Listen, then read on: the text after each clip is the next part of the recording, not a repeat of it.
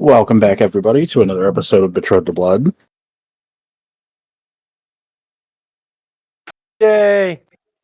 Woo! Oh joy. Before we get started, does anyone want to recap what happened in the last session? Fuck shit up.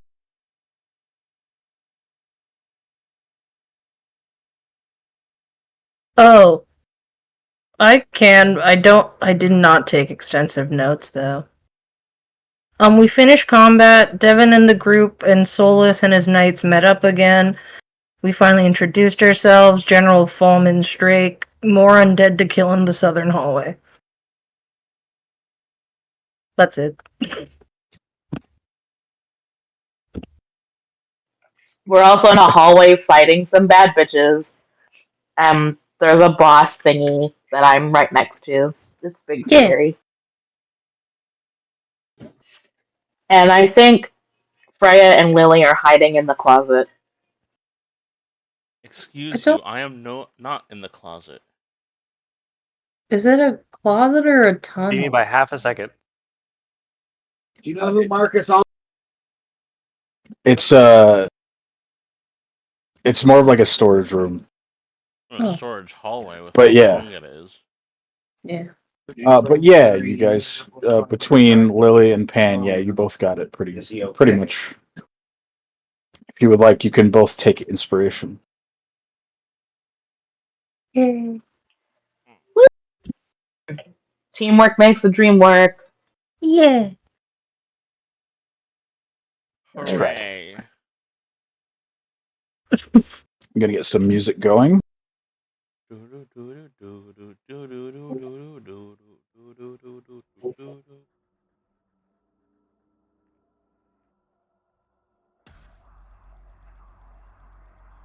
And we should be back in the hallway now.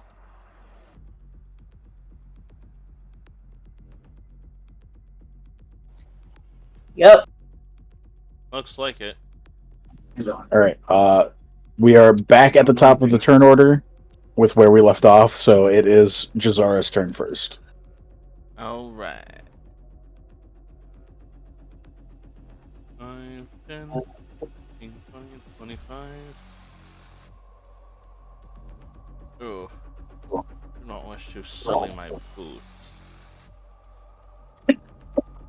30. Then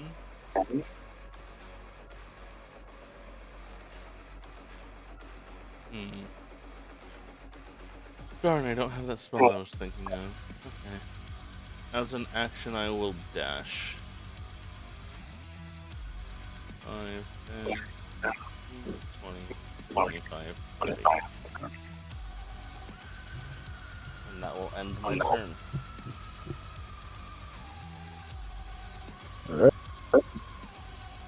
Wellis, it is your turn.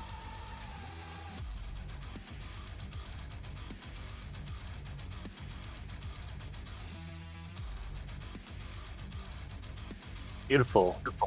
Let's see. If I recall correctly, this guy, and this guy all have the fairy fire on them, right? Yes. I want to make sure that's what that is. So in that case, I think my best shot is if I... yep.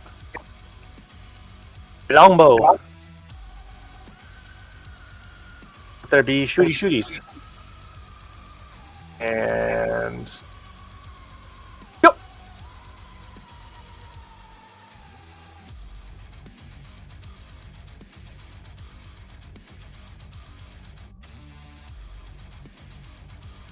There we go. Oh, dang. Well, that definitely hits. Beautiful. Let's see. I'm trying to finish this guy off first, so that way I give this guy a break. Let's hope. 13 damage. Alright. Describe to me how you use your longbow. Instead of aiming for the head, I'm going to try and aim for the heart and shoot this one backwards to see if I can get between the ribs towards the next guy. I'm not gonna like go for bonus damage here, but I'm just trying to like pierce the heart, see if I can stop him in his tracks. So you're trying to shoot this one, but also with the chance that it might hit this one behind him. Yeah, more like for aesthetic damage. Just like try and pin it to his shirt on the guy behind him. Oh, I see. So you notch your bow and you fire your arrow. And it soars through the air over the knights and the undead that are currently huddled in that corner towards your specified target. It does pierce through the rib cage, but then it kind of gets like stuck in its skin. But it does fall over and die. Sweet.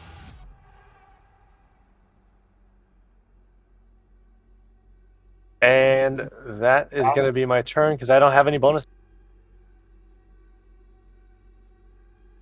All right. You do big boy roll.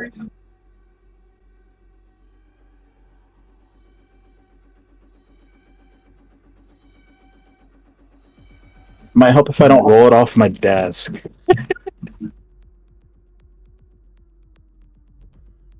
Give me 1 second.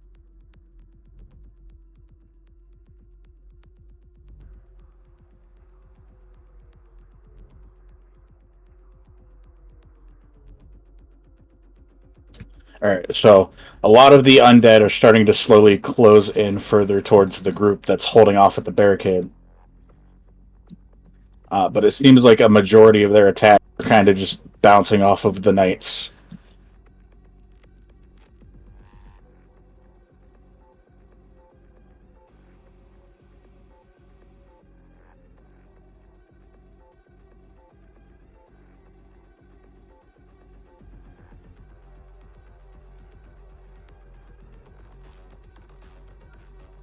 Alright, it is the Pustule Beast's turn.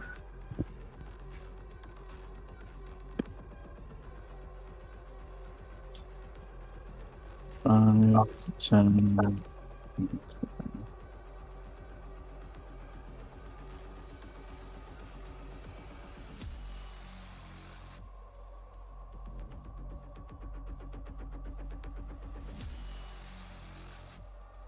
Okay.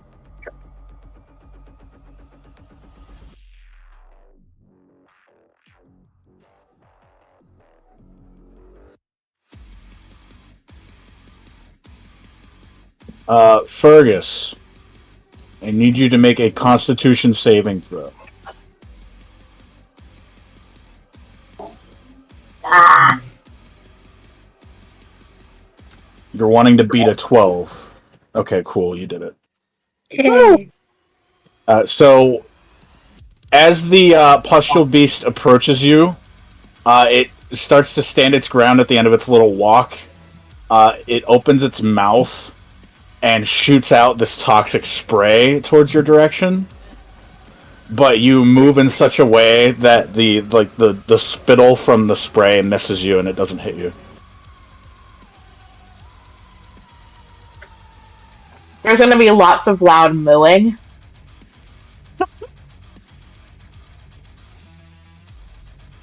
Who did that? You're welcome. That was awesome, actually. So that's the Pustule's turn. It is now Fergus's turn.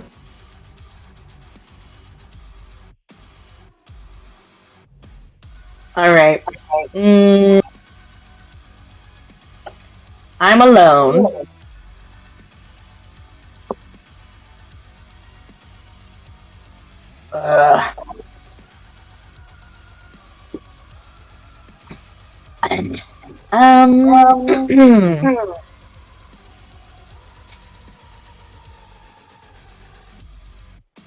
Crap.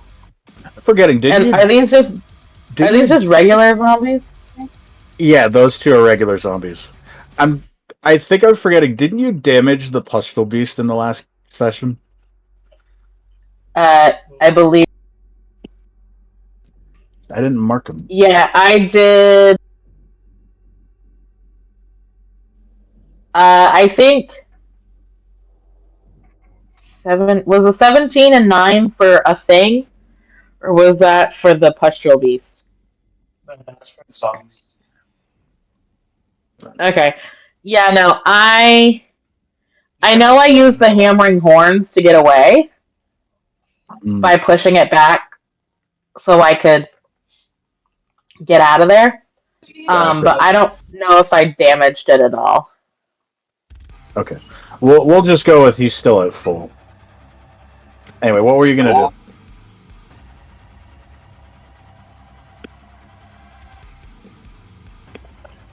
Alright, because I am still raging. Fergus is going to approach the beast. And he is going to just fucking hit it, I guess. Let's do...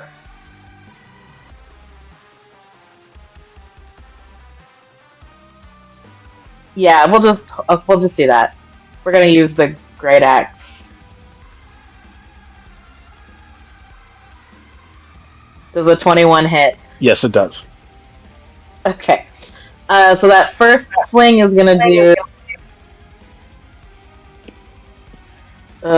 6 slashing damage. Okay. And then the second swing does an 18 hit. Yes.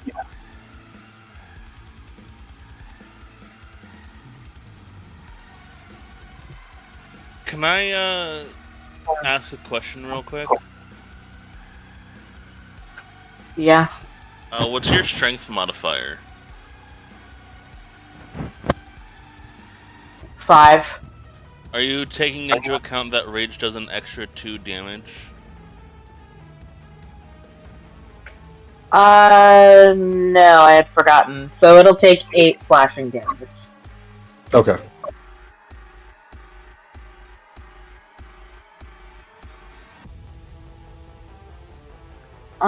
Okay, hold on. 1 second. Oh, I gotta attack again.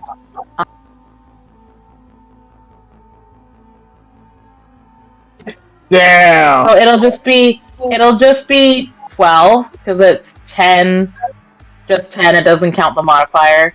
But then rage is plus 2, so it's 12 instead of 15. So 8 and 12? Yeah, 8 and 12. Okay, so 20 points. Alright. Describe to me how you use your 2 great X attacks. Okay, Fardas is going to... How tall is this thing? It's not as tall as Fergus, but it is quite round. So I'd say it's about 8 feet tall. So what's going to happen is Fergus is going to kind of step on its forward foot. He's going to raise his great axe like a golf club, and he's just going to swing at it. Okay.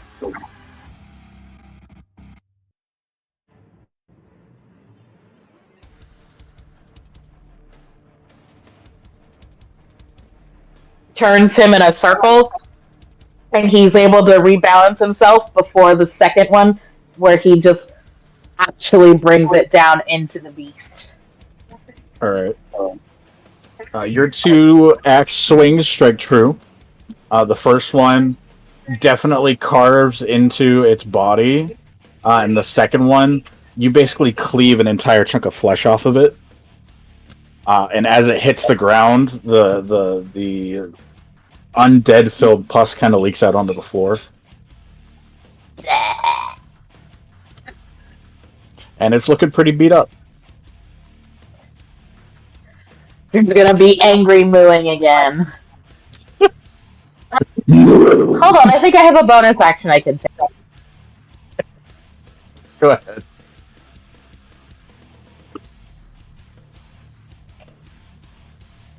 Wait, no, it's just the hammering horns again. That'll push it, but that's not gonna do any damage. Wait, I do damage with my horn. Do I? Hold on. Let's ask the people. If I use my horns, bonus action with my horns, does it take damage or not? What does the description say?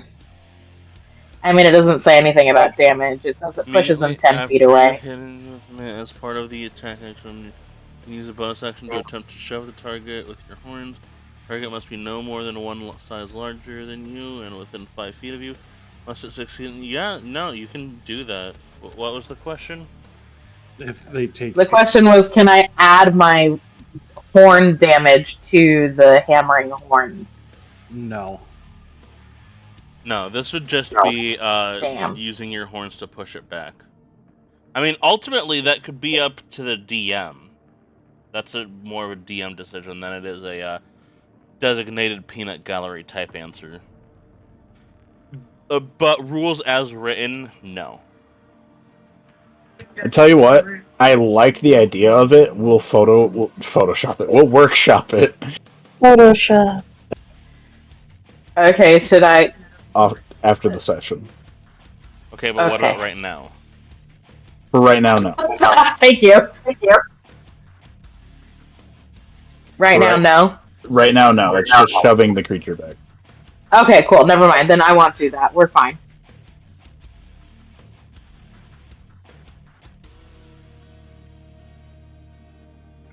That'll end my turn. Jack, it's your turn. Okay, so I'm out of spells and sorcery points, so yay. Cantrip. Cantrips for now and forever. Give me a second. Sorry, looking at like 3 things now.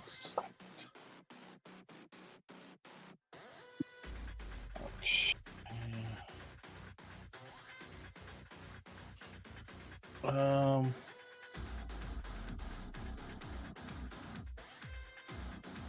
All right, we'll just do some basics here. I'm going to firebolt this one here. Okay. So I need to roll to hit. I can click on things correctly.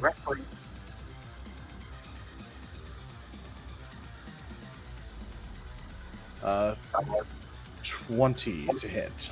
That will hit. All right, that will be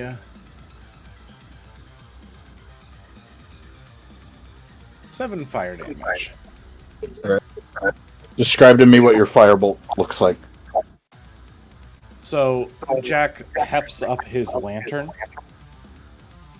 and basically uses his wand to point the tip of the wand at the flame on the inside and point it sharply at the shambling corpse in front of him, aiming directly into the chest cavity to burn out the corruption from the inside. I like that. So your lantern spits out the bolt of fire straight into the chest cavity you were hoping to aim at, and you watch as it like ignites this zombie from the inside out, and then falls to the floor in a pile of ash. Hell yeah. And that's my turn. Whoever keeps doing these effects, good on you. Thank you. Alright, so for the last undead in the storage closet, it is going to approach Jazara. Oh, that's a change of pace from running away earlier.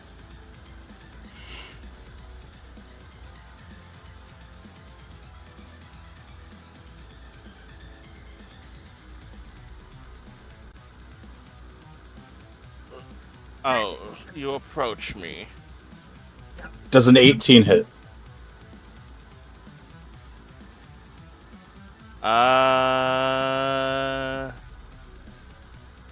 It would if I didn't use my reaction to cast Silvery Bars, making it re-roll. Will a 19 hit? Oh, Womp womp. Yes, a 19 will hit, and I am able to give advantage to someone I can see, so I will give advantage to, I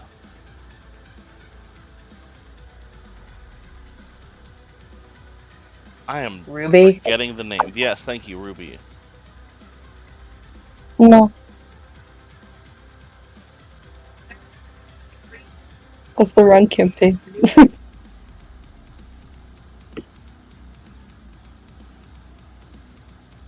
Are you Poppy?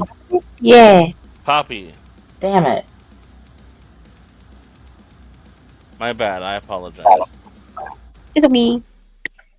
I give Me the too, that's my advantage to bad. Poppy. Yeah.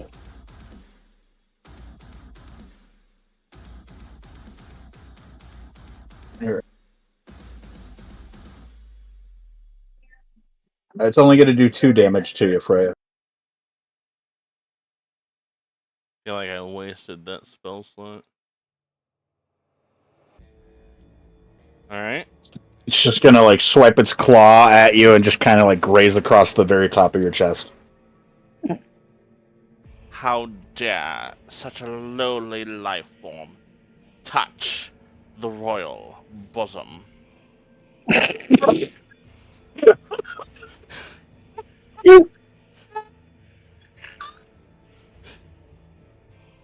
The royal bosom.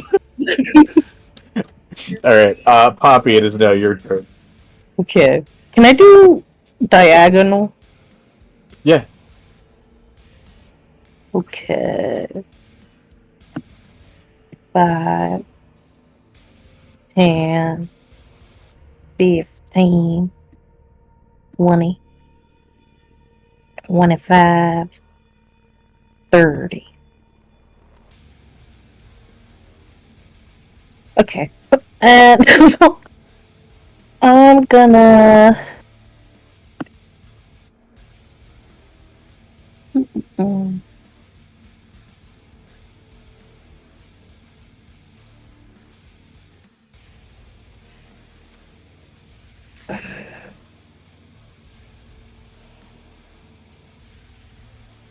What do I have equipped?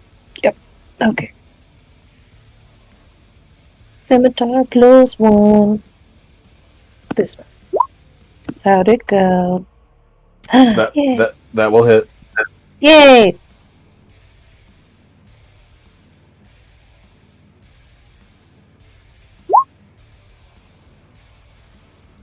Oof.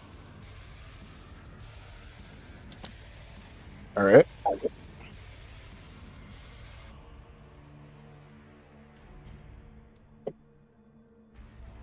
That's it. That's it for your turn. All right. Mhm. Do you want to describe how you did it, or do you want me to do it? I'm gonna try, like, you know how people. What's it called? Like, the chips with a water bottle on top of it, and they, like, flick the poker chips away. Sort of. I'm gonna try to, like, swipe one of his neck joints out. God. That's not where I thought that was going. So you being the halfling that you are, you need to get some height on you. So you jump up a little bit, and you swipe at the neck, and you do see a little bit of tendon come out.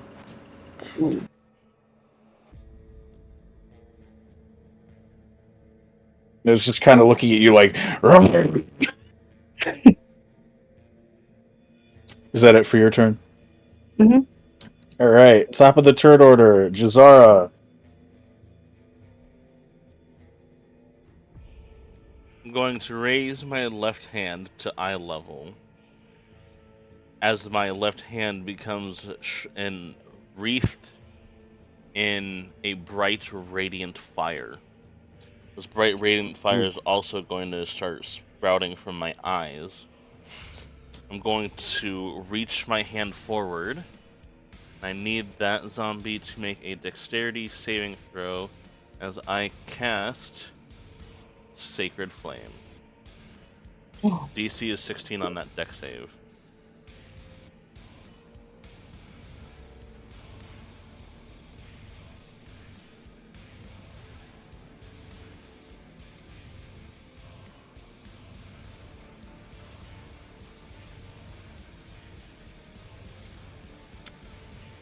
You got 15. That's going to fail the save, darling. And if memory serves correctly, these abominations are vulnerable to radiant damage. Yes. So that will be 8. Describe to me how you do it. I did. You're right. It's been a day. You singe the very front flesh of his like face and neck area, and because Poppy did just cut a piece of its neck flesh off, some of the fire goes inside and burns inside of it as well. So you got this like really cut up, really burnt zombie just flailing about in front of you. Are you quite dead yet?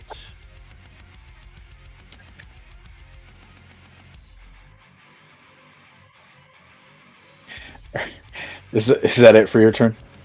I'm asking, is it still alive? Yes. In that case, give me a second, I need to look something over.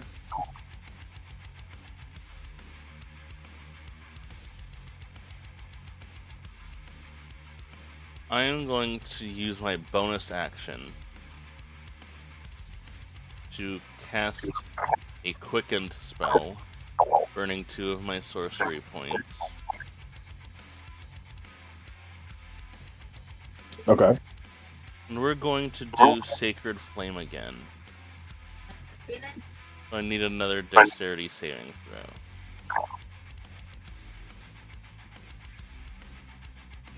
This one was an 18. Damn. And no effect on a success.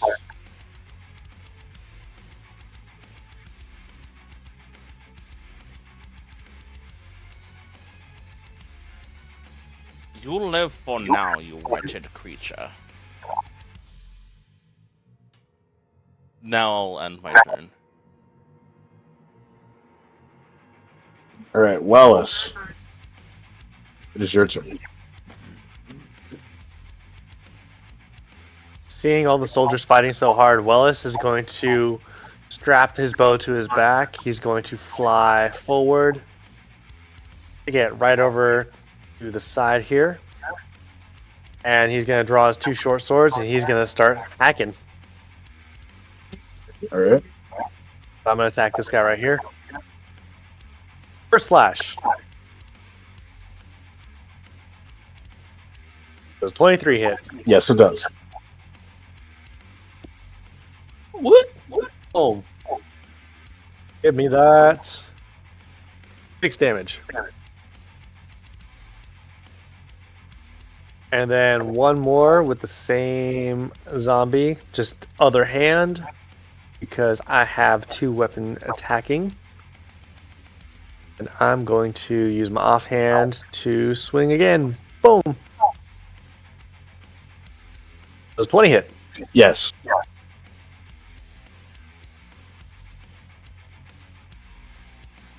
Alright, and that'll be another 9 damage. Alright. Go ahead and I'll describe turn to the men me. and I'll shout. Oh. My first one's gonna go from the bottom to the top, like I'm going diagonally upwards, and the second one is gonna come right up underneath. I'm gonna go in underneath the jaw, like to the skull, like underneath the mandibles. I'm trying to like stab, and then I'm gonna wrench my wrist so that way I like pop his neck. Jesus. Alright, so you do just that. The one sword comes in from the bottom and slides upward. The other one you take into where like the jaw meets the throat, and you do like chuck it to the side a bit.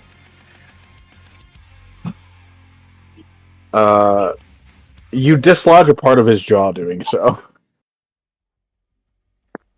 Beautiful. I'll turn back to all the soldiers and I'll say, "Keep fighting!"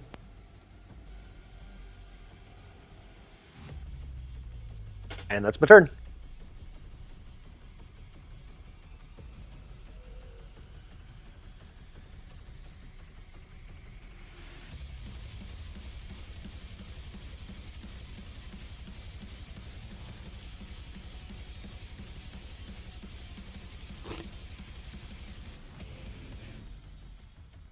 Give me just one moment.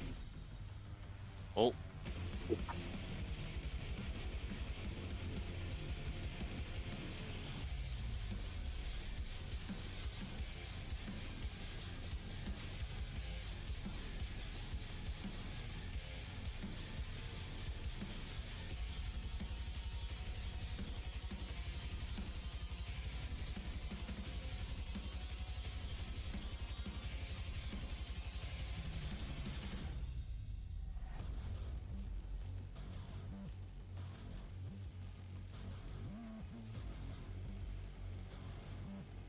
There they are.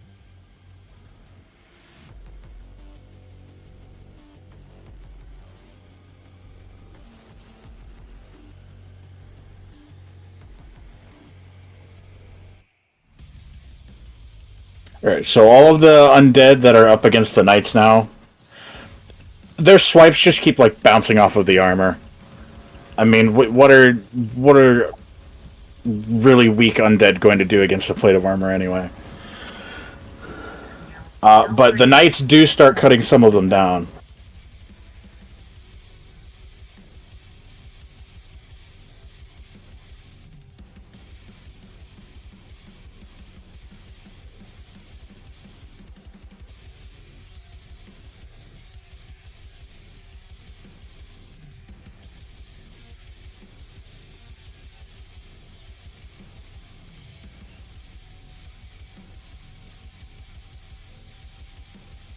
Alright.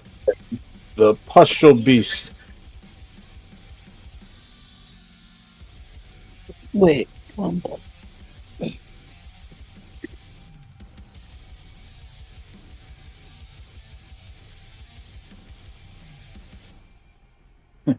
Fergus, I'm guessing a 2 does not hit. No. I think so. He's gonna clamp down with his jaw towards you, and it's just gonna like stop halfway and just stare at you, and then back off. I can just see it blinking one eye at a time. Yes. More angry mooing. Alright. Fargus! Fergus. Okay, Fergus is going to. Oh, there's vanishing zombies. Fergus is going to swing his great axe at it again.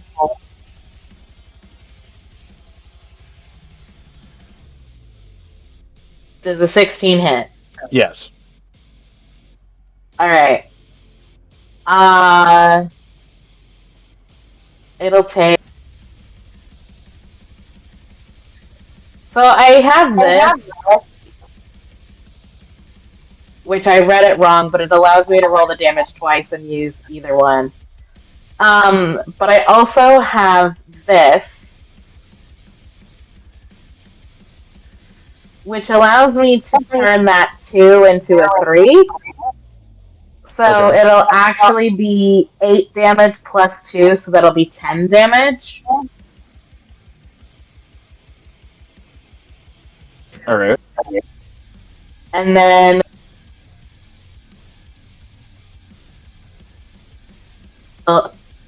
my cleave, I will attack again with the great axe. Ugh. Oh god. Yeah, no, that definitely won't hit. No. Alright. But go ahead and describe how that first great axe attack went. Can I use my advantage to re-roll that? My inspiration. I will allow it. Alright.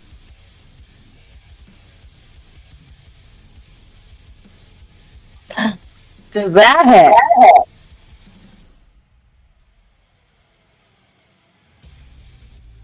Does the 21 hit? Yes, it does. Cool. Okay, here we go. So that'll just be 10 damage. Because Okay. it'll be 8 plus the 2 for the rage. So that'll be 10. So, describe to me what you do.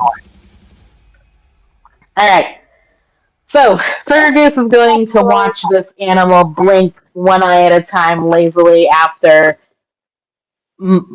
gobbing at him, and he's going to, instead of bring the axe up over his shoulder like a golf swing, he's going to bring it straight up over his head and just cleave it down into the spine of the animal, and then that'll be the first attack, and the second attack will be when he rips it free, and he tries to dig it into the animal as he rips it, almost trying to saw through the torso of the creature.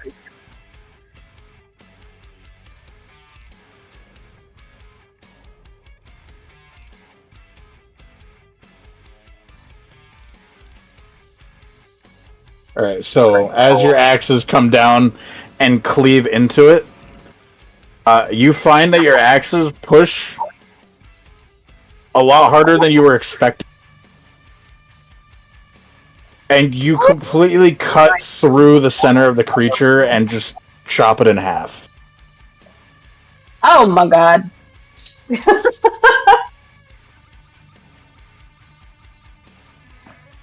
Cue the angry roaring of the beast as he stomps on it.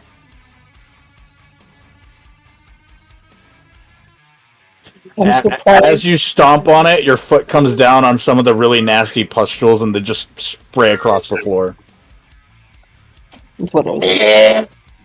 Oh, that says rather nasty. That's disgusting. So I have some movement left because I haven't really gone anywhere. So I'm gonna move my happy cow ass here.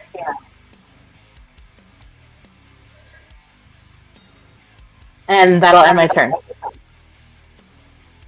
Jack.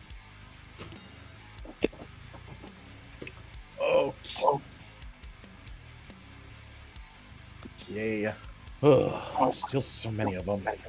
Give me a moment.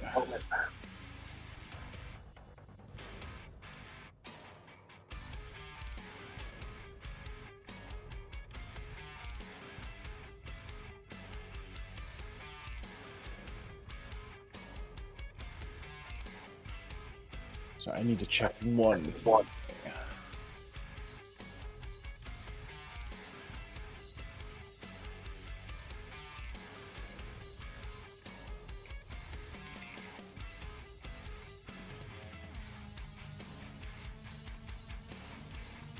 You just have a glass of wine while fighting? Do you not?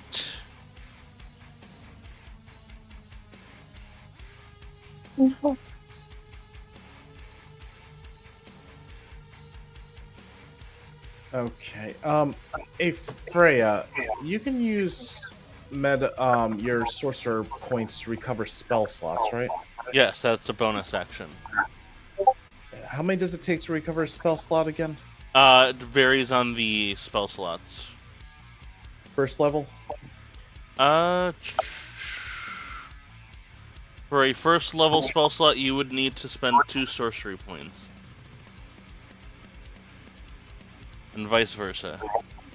sorcery points, are they recovered on a short rest or a long rest? I believe they are recovered on a long rest.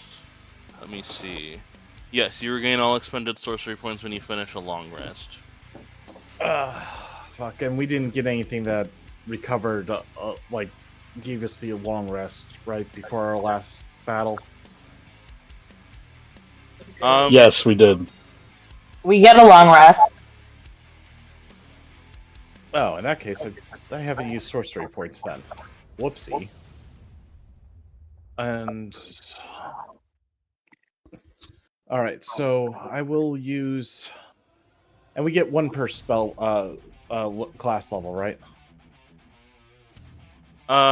We are level 3. You should have 3 sorcery points. Okay. Let's do something a bit riskier. I will use my 2 remaining sorcery. Well, no, not 2 remaining. My 2 of my 3 remaining sorcery points to recover a first level spell slot. And let's see, difficult terrain. So that's 10, 15, and then I am going to cast Tasha's Caustic Brew. Ooh. On these 4 here.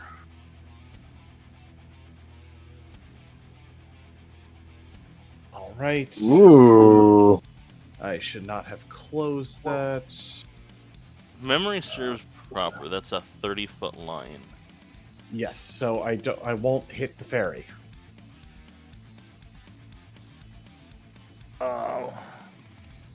Let's see. I need each of them to make a dex saving throw, DC 15.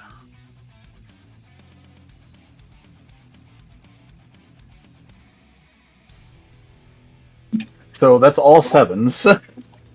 Damn. Jeez. So Captain Crunch's oops all 7s. So Jack is going to hold up his lantern, and shake it outwards as it moves from a fiery orangish red, to a yellowish greenish color of roiling acid. He'll point the wand at his lantern again and fling it with a flick. He's going to flick the wand in the direction of the zombies as thick green acid splatters all of them. And just to remind you, they are now covered in acid for the spell's duration, which is up to a minute with concentration. Or until a creature uses its action to scrape or wash off the acid itself or another creature. And they will take 2d4 damage at the start of their turns. So, Do they take any damage now? No, it's only at the start. And I'll use my additional 15 feet, and I will occur the attack of opportunity, but I'm moving back here. Okay, 2 attacks of opportunity. Yeah. Ooh, Bill. You don't have to worry. They don't hit. Hooray.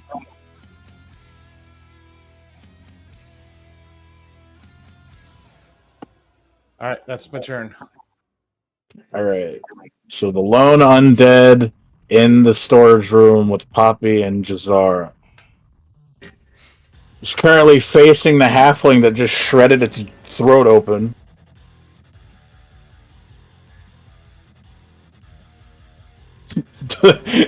Does a 4 hit?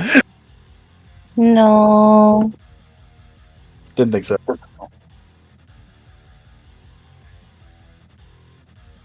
This particular undead doesn't understand height. So he goes to swipe like a normal claw attack that just goes over your head.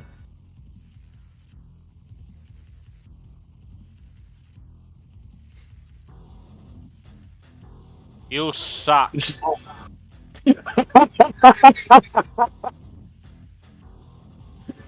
Poppy, it is your turn. Okay. I'm gonna hit him again. Hopefully. Nat 20! Oh yay! God Hell yeah. damn. Alright. And how bad is it? Okay, it's not bad. So that'll be 14. Yay! Describe to me how you do it. I'm just gonna. I don't want to jump again, so I'm just gonna like put my scimitar in the pelvis and just like wriggle it around, I guess. Ooh! So you jam your scimitar directly in the center of his pelvis. Yeah. And you hear him go, oh! And as you pull your scimitar out, he just kind of like grabs at that area for comfort and then keels over.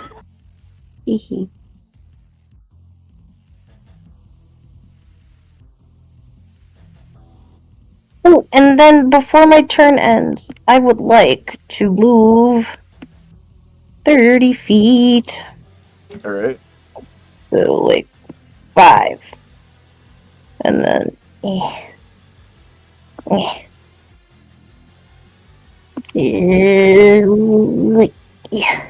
Okay. No, stop that. Ah. Wait, okay. You know what? I'm just gonna count at 10, 15, 25, 30. Okay. Is that it for your turn? Yes. Alright. Jazar. There's only a matter of time that this foolish creature would fall.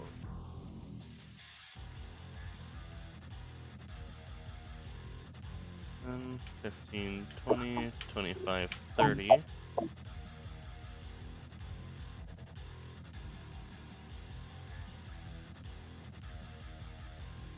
And then...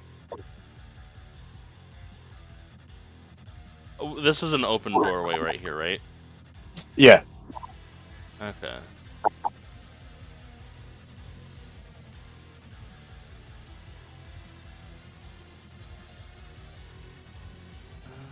Oh, right, I don't have any more sorcery points. Okay, that's fine.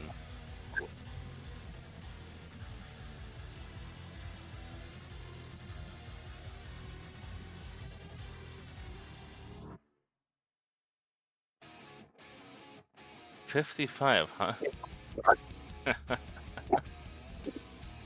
I'm scared. That zombie that's to the north of Fergus. I am once again asking for a dexterity saving throw.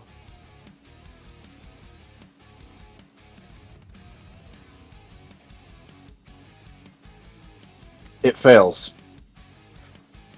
That will be 8 radiant damage.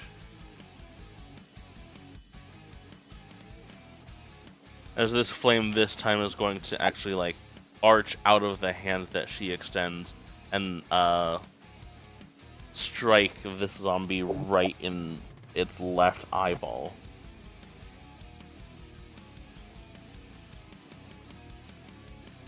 So your flame shoots out, aimed towards the face, and you hit the eyeball in such a way that the instant heat cooks it to the point that it bursts.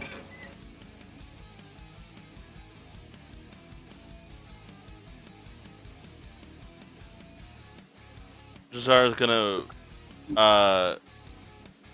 keep the index and middle finger pointed while bending the ring and pinky into the palm. Bring the 2 fingers towards her mouth and blow.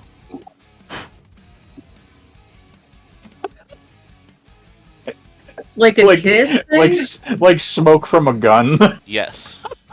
Oh. I love that. And that'll be it for Jazara's turn. Wallace. All right. Solus is gonna fly around to the backside of this zombie right here, so he stays in full range. So he doesn't get an attack of opportunity, but he's going to sling his short sword right here.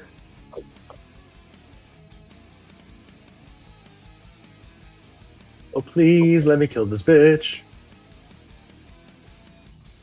That was a 21 hit. Yes. Whee!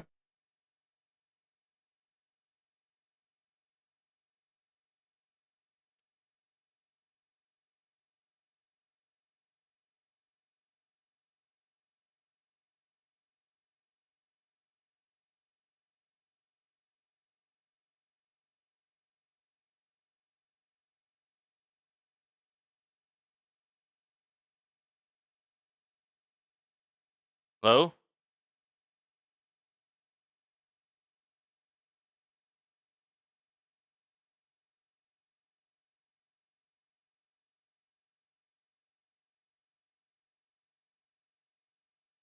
Okay, so for those of you who may be watching this recording later, um, this is Freya.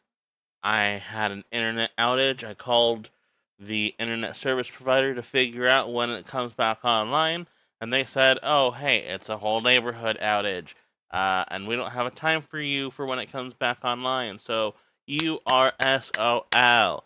So, this is me just like wrapping up what's happening.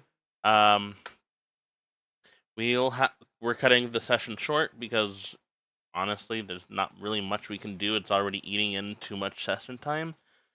And we'll continue next week. Thank you for staying and watching this hour of D&D. See you next time. Yeah. Welcome back, everybody, to another episode of Betrothed to Blood. Last week was a bit of a short session. Got cut short because of a power outage, but we're back. I know we didn't get to do a lot last week, but if anyone wants to give a tiny recap, you can. We killed stuff. You know what? Good enough.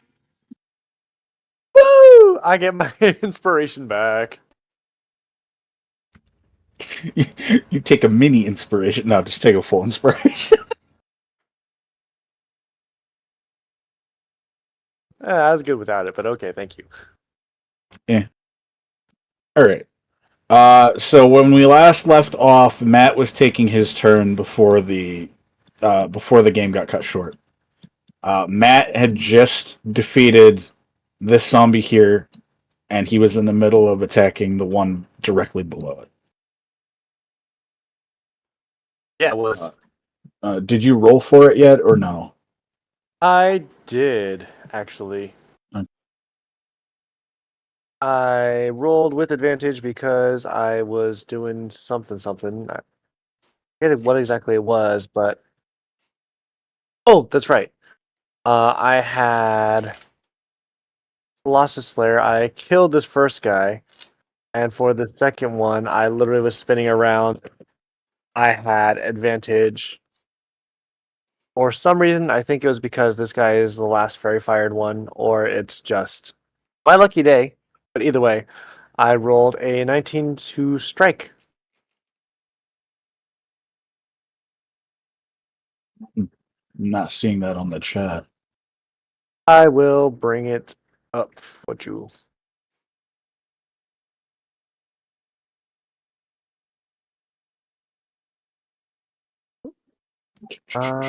You know what? Heck with it. I will just roll it again. Are you sure? Yeah. All right. Alrighty. And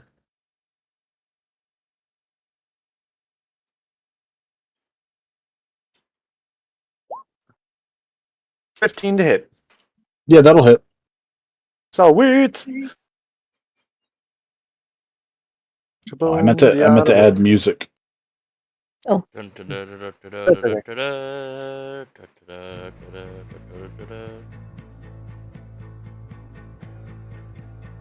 There we go.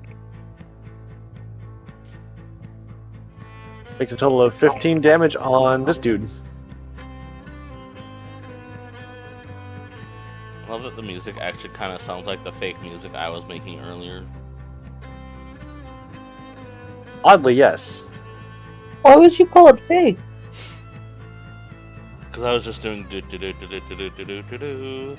That's not real music. Oh, okay. But anyway, that's my turn. All right. You take your sword and you swipe through it, and you do your damage. Not quite dead yet, but you definitely cut through a nice chunk of its flesh. All right. So before I can do the undead's turn, Jake. These four right here are under the effects of the caustic brew, right? Yes. And Can you remind me what damage they need to roll? I will in just a second. Well, don't they have to take an action to peel it off, or else they just take the damage? Okay, so a creature covered in the acid takes 2d4 acid damage at the start of each of its turns. They can use an action to scrape it off or wash the acid off itself or another creature. But if they don't do... they're starting the turn by taking the 2d4. If they want to not do it again, they have to waste their action scraping it off. Right. Considering that they're just basic-ass zombies, I'm gonna go with the fact that they wouldn't be smart enough to try and scrape it off of their bodies. So I'm just gonna have them take the damage. Alright, that's 2d4 for all of them. I mean, either way, they'd still have to take the damage. Yeah. Mm-hmm. Alright, so they take 3 damage each.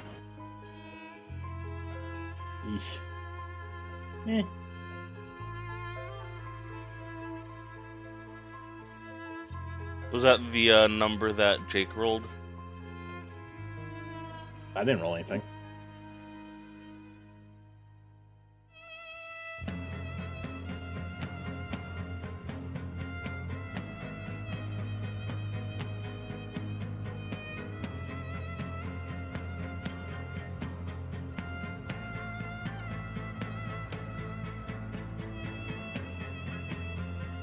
Hello? Actually, yeah, you're supposed to roll the damage, aren't you? I'm not. I mean, I can if you like. It just doesn't. It doesn't really specify, you know. Go ahead and roll it. All right.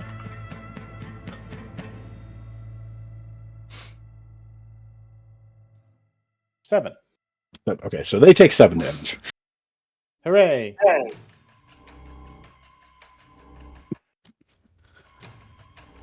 Alright.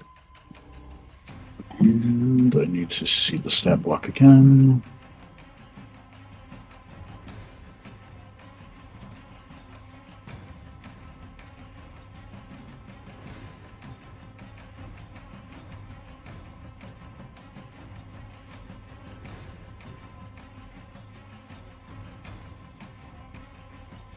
Okay.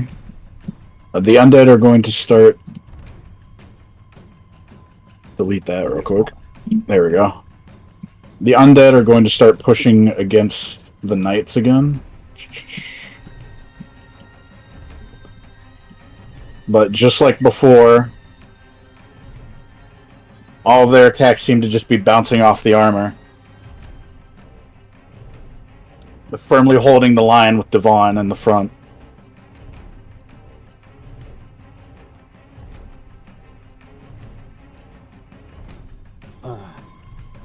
Thank ye gods. Fargus! Vargas! It's your turn. Alright.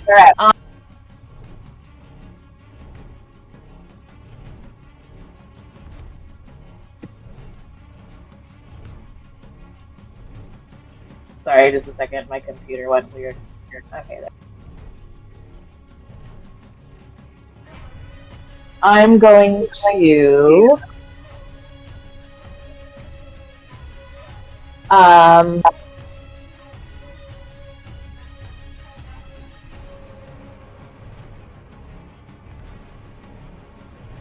gonna do...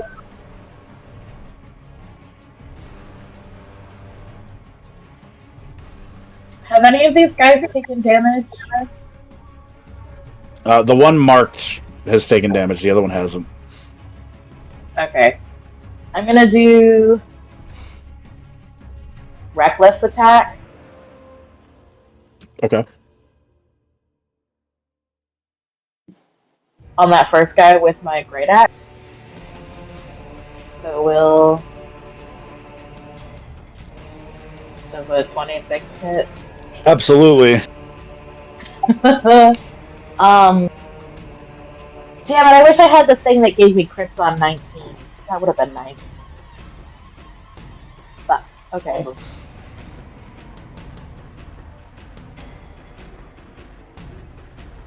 Okay, so he will take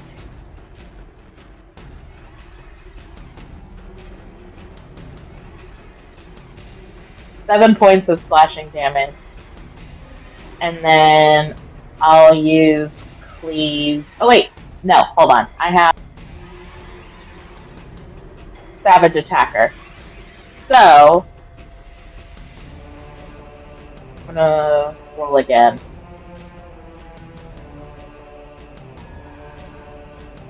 Okay, he's gonna take 13 slashing damage plus 2 because I'm raging, so this top guy will take 15 points of slashing damage. Okay. You take your axe up and you swing it down as hard as your Minotaur arms will allow, and you cut right through him. Roar! And then I will use Cleave to then swing. Do I get, since I did the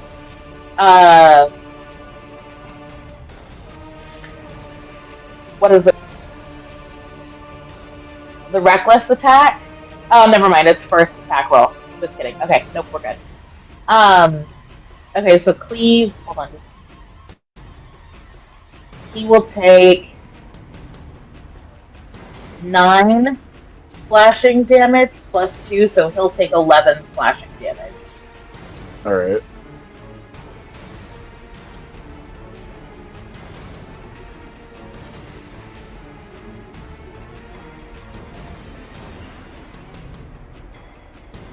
You bring your axe around for the second swing onto the adjacent zombie, and you slice through a portion of his chest and his neck. Not quite down yet, but is where you cut is basically peeling away from his body slowly. Awesome. I'm looking to see if I have a specific thing. Yeah.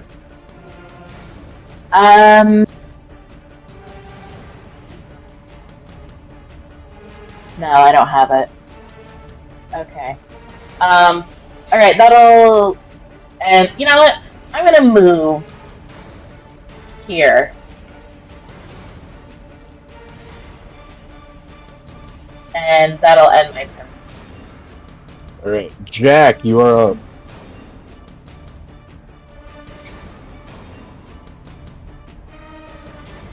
Okay, there we go. Things to do. What is a little old spellcaster like me going to do?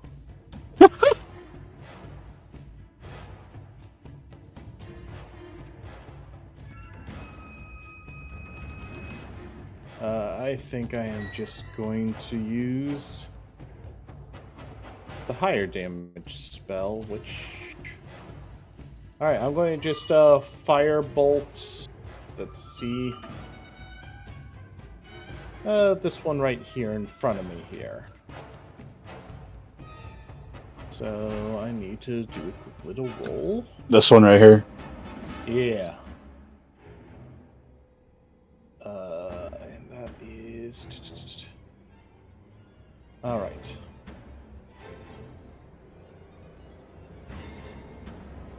Does 12 hit? Yes. Alright. This will be fire damage. Not bad. 6 fire damage.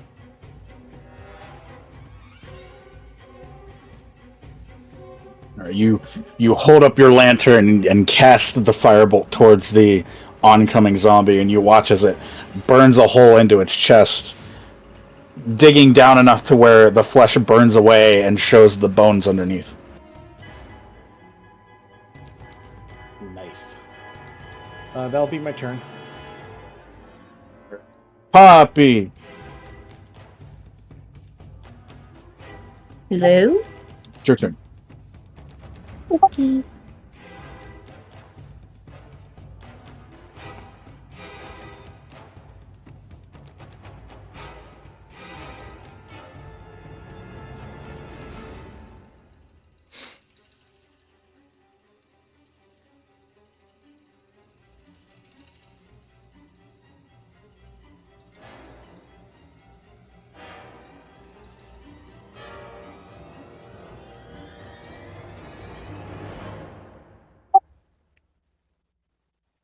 Can I use my action to dash? Yeah. Okay.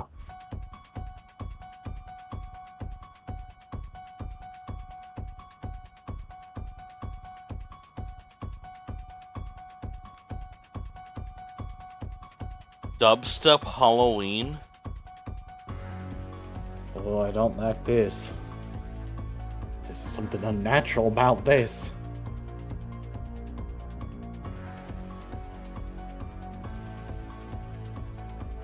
I guess that's my turn. Okay.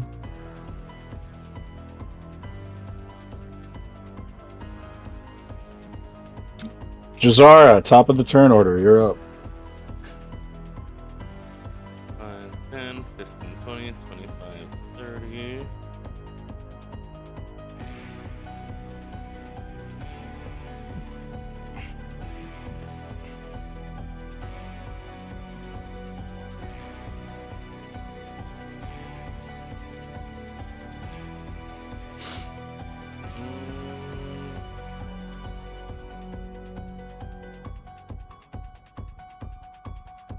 I need this zombie here to make a dexterity saving throw of 16. Jeez, only a 3? It failed. It'll take 3 radiant damage. Which will be doubled to 6. Alright. What did you do? Oh, Sacred Flame. Okay.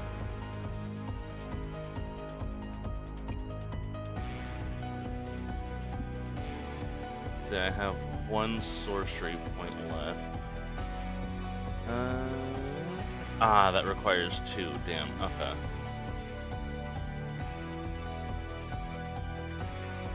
In that case, for my bonus action, I'm going to burn a first level spell slot in order to regain 2 sorcery points.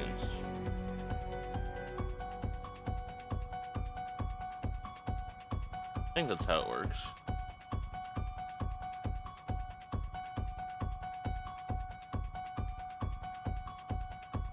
Oh, equal to the slot's level. Okay.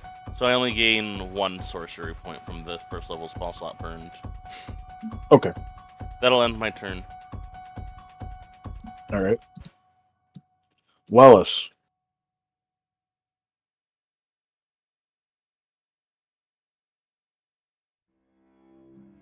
Okay.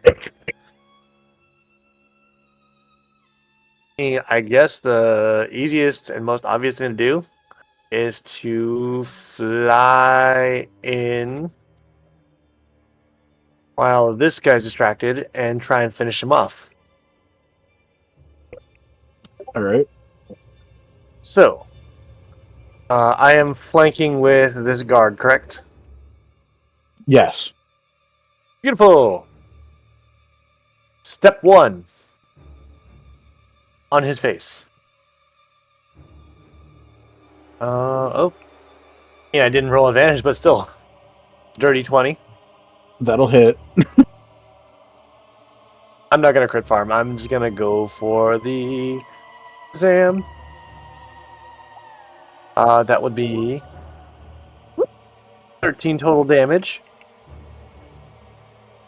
All right. Is he still standing? No, you've got him. Beautiful. Because step 2 is I step over his corpse onto his friend here.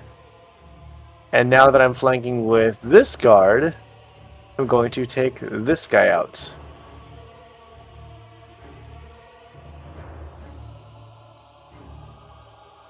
Alright, and... Boop.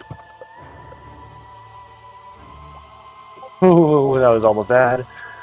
19 to hit. Yep. Alright. And disco. And that'll be 14 damage on that one. So you cut through the first one effortlessly, just slicing its spine away from the rest of its body and it falling apart in two. Second one, you stab your sword into, and it's not quite dead yet, but it's gone limp on your blade. Good. I'm going to keep it. I'm going to rotate so that way it's basically facing towards all three of these guys. So this guy and this guy and this guy basically have a zombie kebab that they can just stab the fuck out of while not disengaging. How about him? All right, so Jake, give me the roll for the caustic brew, please. Yes, sir. This sounds like the music that happens just before Mufasa falls off the cliff during the stampede. 5. Spoiler alert. All right, so the acid from the brew continues to burn into their bodies. This one dies. Just melts into a pile of slurry. It was basically almost finished off by Wellis's sword attack, but the acid just burned through the rest and he just collapses to the floor. The rest of the ones that are affected by the brew are reeling, but they are swiftly getting cut down by the knights.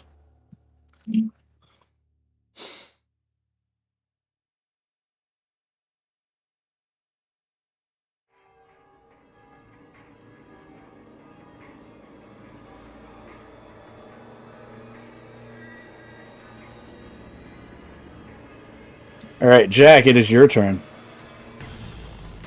Hooray.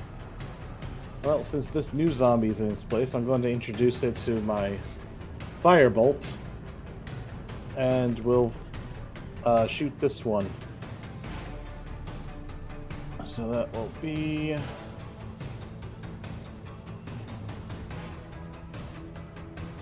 $17 to hit. That hits. Right. Ooh, 8 fire damage. Your lantern once again lighting a flame and shooting forward, just burying itself kind of like in the neck and chest area, slightly above where the first one hit the first zombie, like burning into its throat to the point that you can see inside of it into his esophagus. Hell yeah.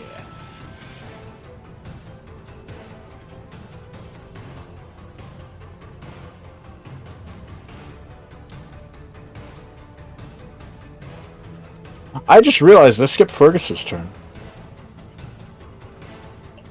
Gee, thanks.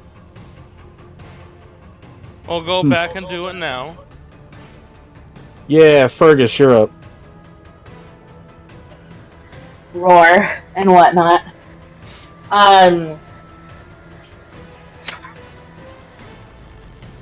Fergus is going to once again attack with his great axe on this guy.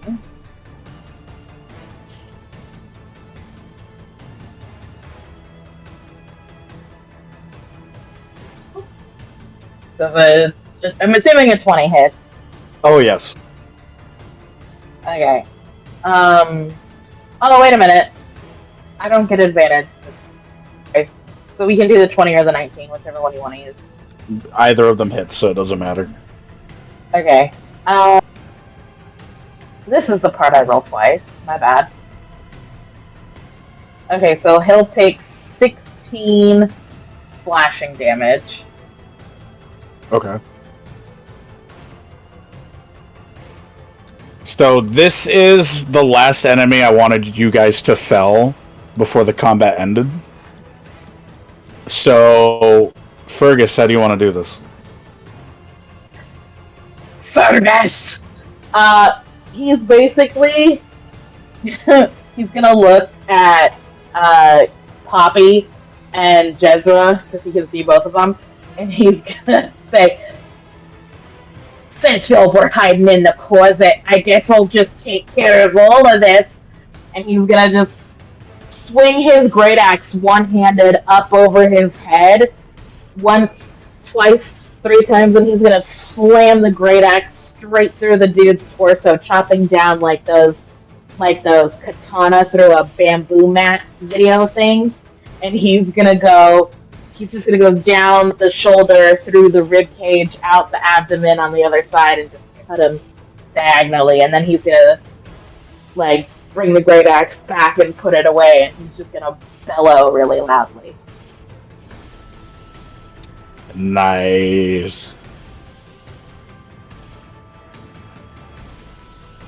The knights see, as you fell this last undead further in the hallway, that the path is now clear, and it fills them with enough determination and morale to start cutting down what remains of the zombies in the hallway.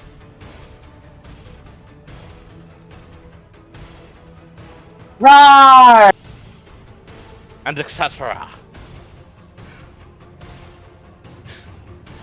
And with that, combat is over. And we get to level up!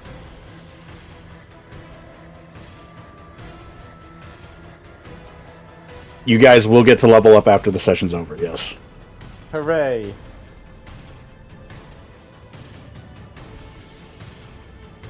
Level 4. Oh, I already had my character sheet ready to go to implement all the new changes.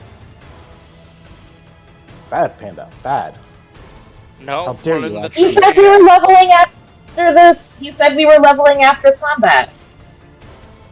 Yeah, but I think that was back when he thought that the entire session was going to be combat, not when the session had to be broken up due to somebody's internet connection. I like You're how alright. she says that like it wasn't her. Nobody's blaming anybody. I blame Pan. Shit, I'm Well, expecting me to start having power outages like once a week when summer weather hits, because we get some really nasty storms sometimes. I blame Nope. JP. Damn. Isn't that your dead friend? No, that's Hathaway. Oh, okay. What? JP is the one who's like never around. Oh, is he the boy band singer? Yeah. Okay, gotcha. And then he worked in DC as a lawyer, and now I think he's getting paramedic training. Jesus Christ. Oh, so he finally caught the ambulance? That's fucking, I love it. What did I miss? Oh. Freya was just saying how she had a friend who went from being a law student to now training a paramedic, so I'm like, oh, they finally caught the ambulance? Oh my god.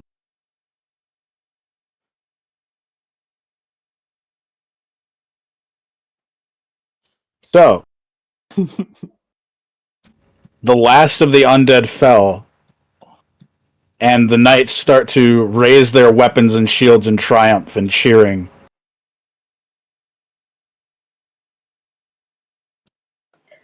Fergus is gonna start saying like, "Oh, thank you," and he's gonna like take a bow and like take multiple bows and just kind of fluff his hair like a little hair flip and say, I know I'm amazing.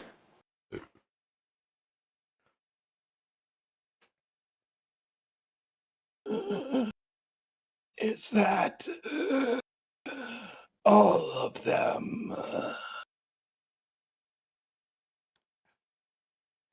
General Strake is going to step forward in front of the group, but he'll address your question. He turns to Jack and goes, "It looks like that was most of what was left of them, yes. It seems we've all found success." Good. That was quite a few of them.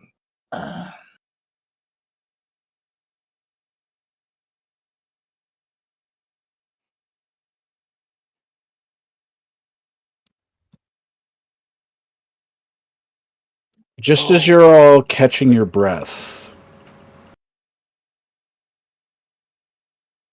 you suddenly have a flash of something.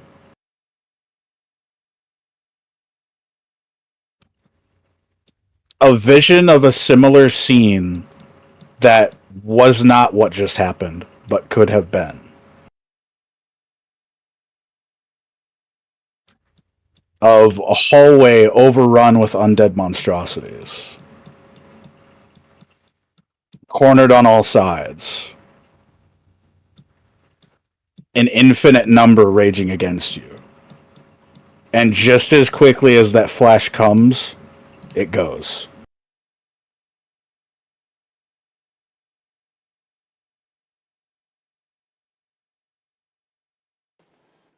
Fergus is gonna look around, great axe out, looking to attack the shit that was just around and be like, where'd they go?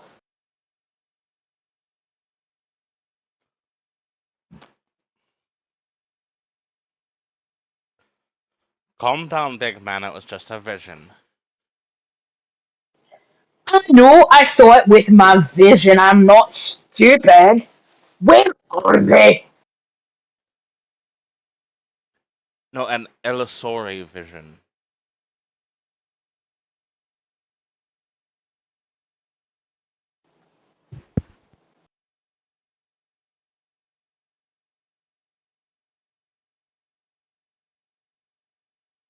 As you all try to make sense of what just happened, it seems like only the five of you are very perplexed in trying to figure out what it is you just experienced. Devon and Jasma and the knights and the general all seem like they're going about their business.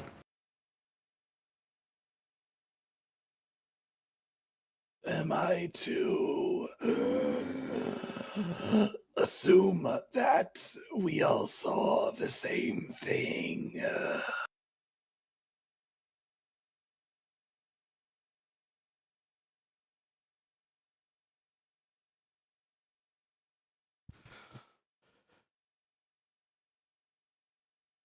I think we did.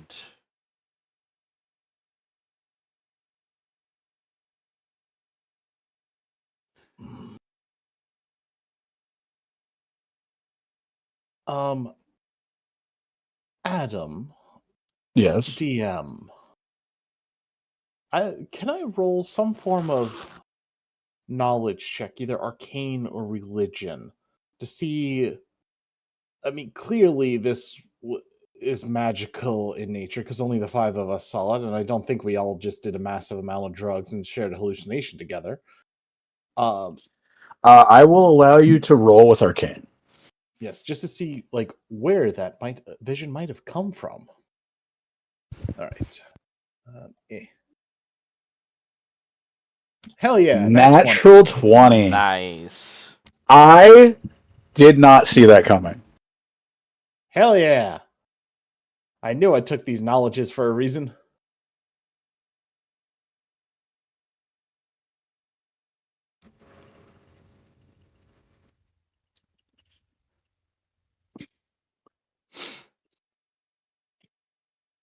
So before I answer this question for Jack, does anybody else want to roll the same? It was Arcana, right? Yes. Thank you. Can I just say something real quick, Yeah. just for Adam's peace of mind? I don't know if ones are automatic failures and 20s are automatic successes with you, but sometimes the DC can be higher. So, like, maybe the DC for this would be 40. That way there's, like, no real way to do it. So, not that I'm trying to, like, take anything away from Jake, but I just mean, like, if you were not going to give us that information, don't feel like you have to because of the next 20, No, I get that. I guess. Anybody else that wants to roll, feel free.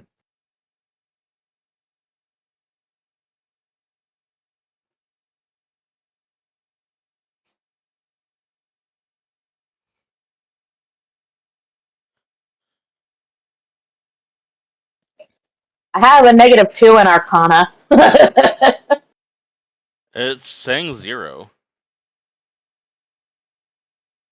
That is me. I didn't roll. Oh, my bad. I saw Poppy and was thinking Pappy from the other game.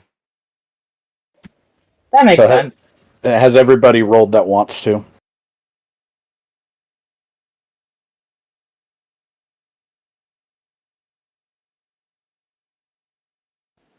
Yeah, I think we're all good. Okay. So, Jazara, Poppy, and Wellis. Something about what you just experienced felt familiar. Jack, I need to pull you into a private chat. Ooh, he's using the private voice channel. Oh no. Ooh, this one's everyone. not going to be on the voice recording. Well, yeah, but if we watched it, it would be cheating, right? Yep.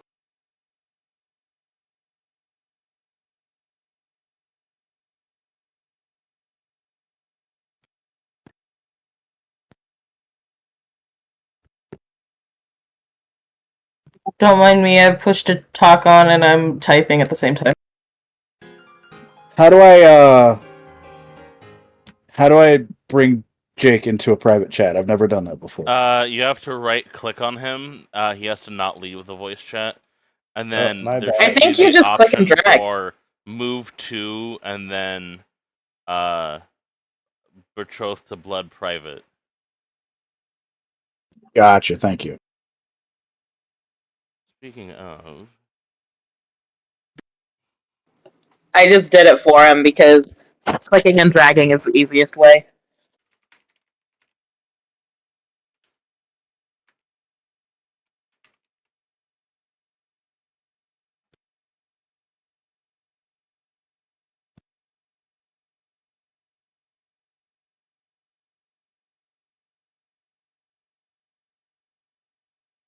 so how about them D-backs?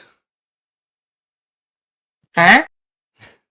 I jokingly said, "How about them D-backs?" Oh, like Diamondbacks? Yeah. Okay, Grandpa. Oh, what was the thing I wanted to send someone?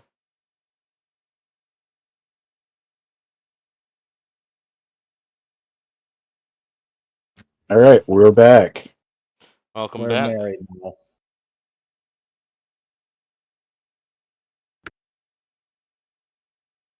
Hello. Hello. Hello. Back to the moment at hand, with Jazara, Poppy, and Wellis all feeling like a slightly familiar sensation that goes through them, and Jack experiences something vastly different. Jack's going to be like rubbing his head, rubbing his head, giving a shake, just confused.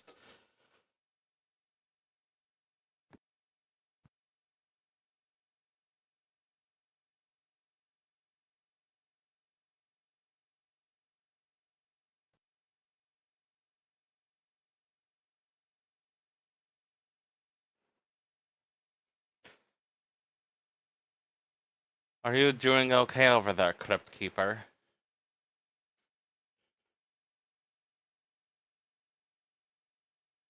Believe so. That was that sensation. I swear I felt it before.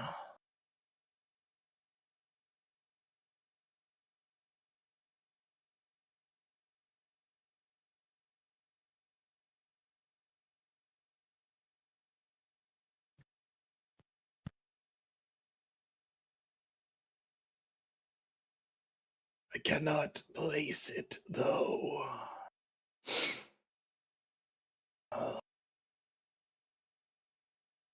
It's just odd.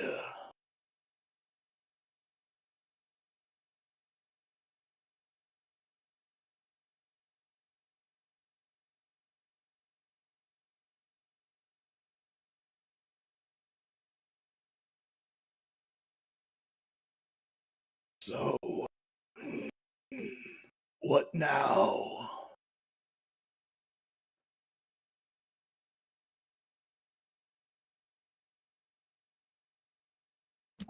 Up ahead at the end of the hallway, you see that Devon, Jasma, General Strake, Captain Solus, the Chancellor, and the Knights have gathered around, and they're all talking about what the next steps in the plan are.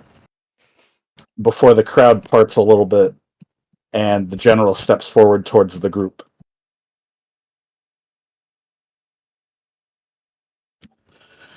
With the rest of the castle cleared, we can make a straight shot towards the eastern exit of the castle and try to flee on foot, rescuing anybody on the way and trying to escape from the rest of the undead scourge. Meanwhile, me and the rest of my men are going to try and secure what's left of the castle and try to push it back.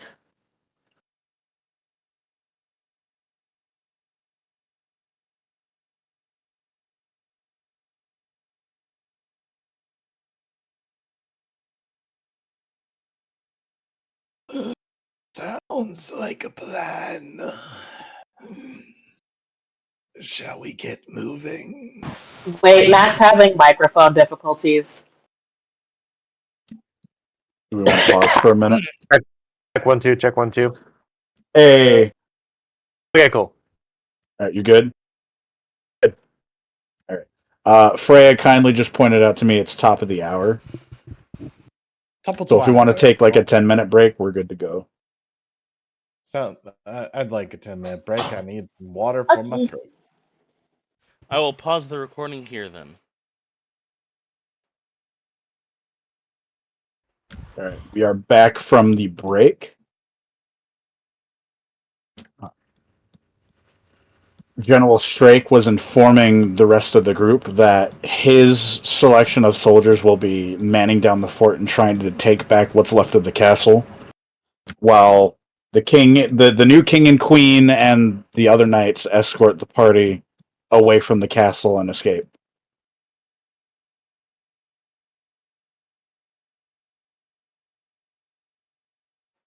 All the while, the party is trying to make sense of this vision that they saw.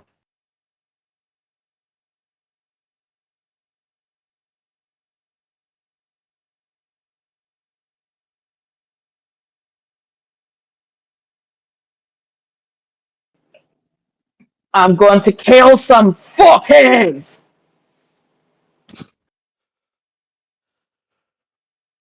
Well, I guess we should assist with the evacuation as we can.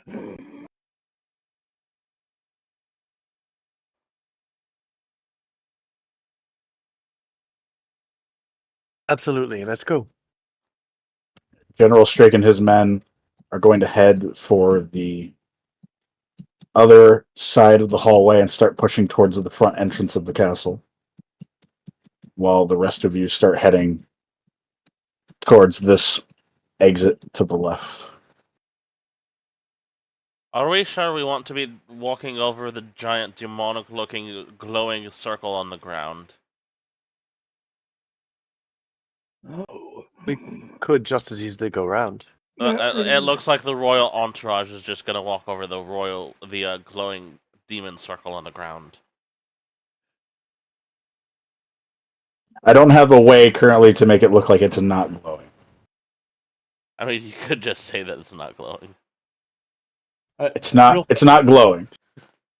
Can I roll a knowledge of arcane check to see what this summoning circle is? Like, what's it about? What's it supposed to summon? How does it work? Considering that you are just reeling from the vision that you had, I will allow you to roll it, but at disadvantage. Very well. Arcane or religion? Arcane. 11.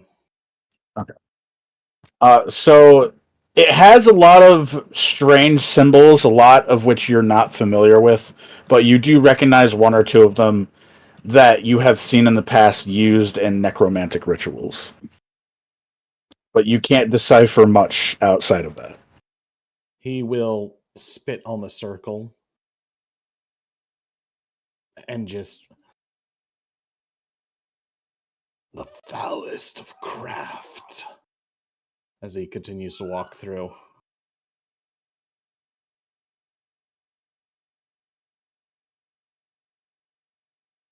On that, we agree. All right. Let me just transition us out.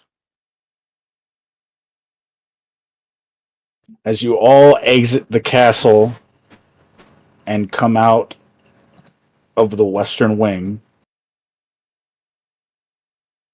you are met with a horrifying sight. As barricades have been set up around you, but it hasn't been enough to stop the onslaught of undead soldiers. A lot of the immediate response of soldiers defending the castle at the front gates have been slain. And you can see by the fountain at the front door that one last knight remains. And he is stumbling. His shoulders are weak. The arms of which that are holding his shield and his sword are shaking and practically limp. As this undead, corrupted knight in front of him just stabs right through him and decapitates his head.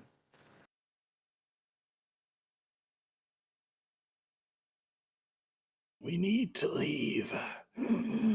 I don't like the looks of those undead. And I am short on spells. As much as I would like to stay and fight, I'm also a bit short on spells. Willis is biting his tongue so hard, his fists clenched, but he's literally looking around and thinking, save who we can.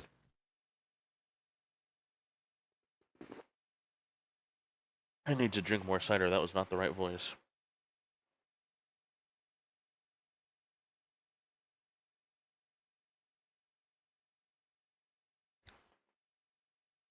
As you all watch the scene in front of you unfolding, just before you decide to turn away,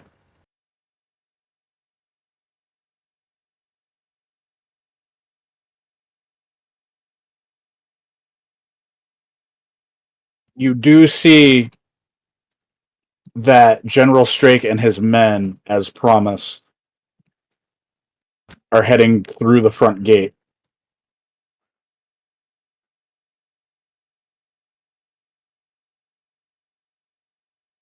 And he cries out to the undead army in front of them. You will not take this castle!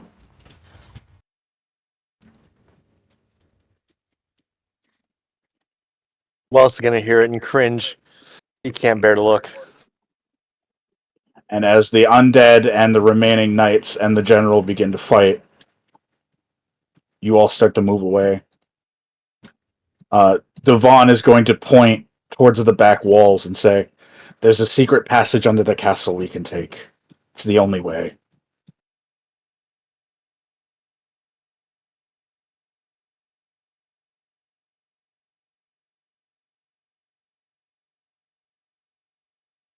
Lead the way, then. And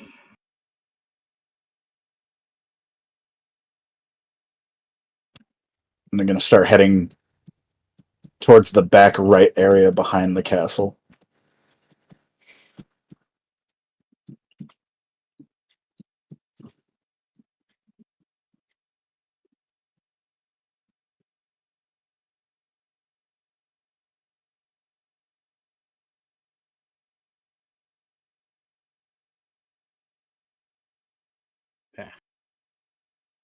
Well, let me grab a token.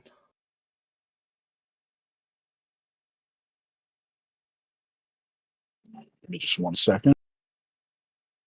1.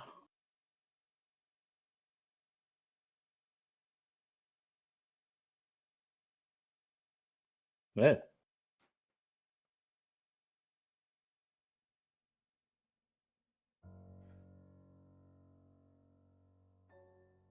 If we run into any prisoners in this escape route, we should execute them. We don't need them becoming adventurers. Jesus. Or more zombies!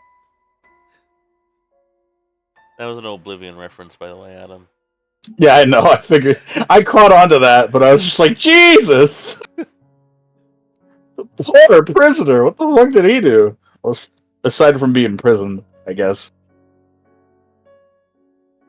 I don't know So what he did to get there, but now...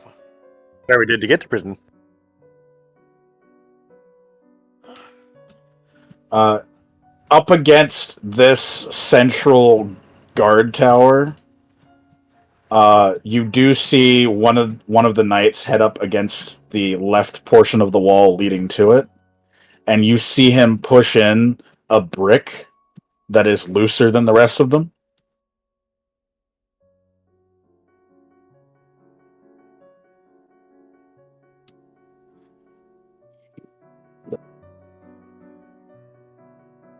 And then you do see right about here, a secret pathway opens in the ground with a staircase below it.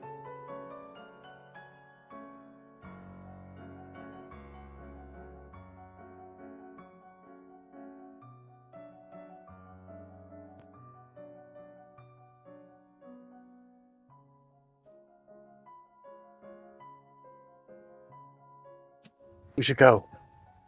If we don't hurry now, everything will be overrun. It'll be all for naught.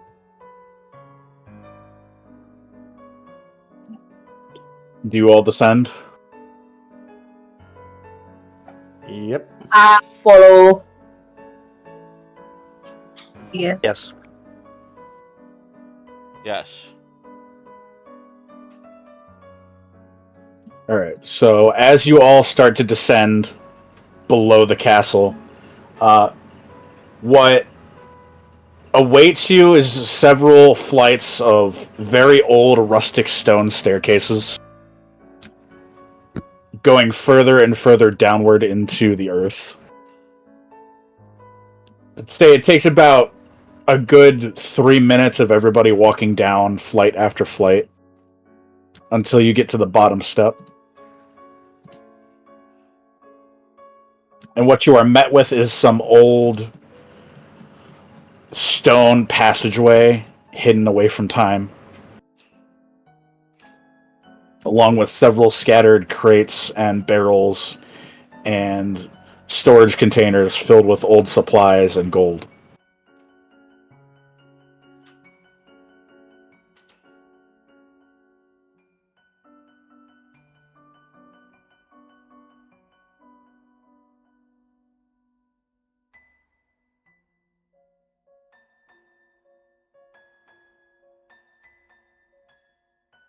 Your coffers. Yeah, seeing all the gold.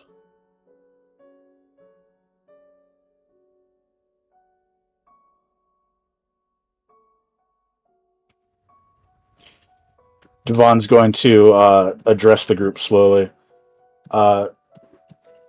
This was originally an old passageway out of the city in case assassins ever tried to come and, well, you know, do what assassins do. But we never needed it. It's kind of fallen into disrepair over time.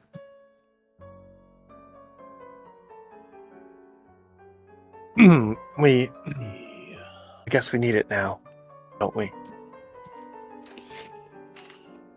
I suppose so.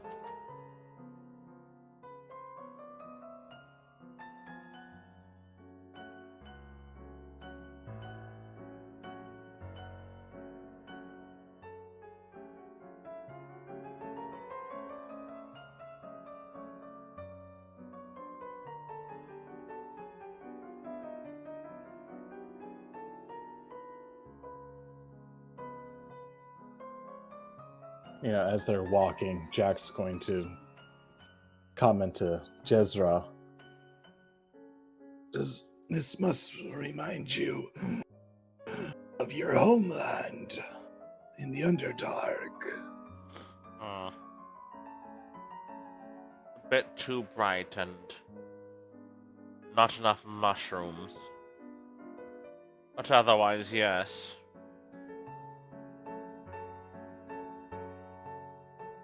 I see.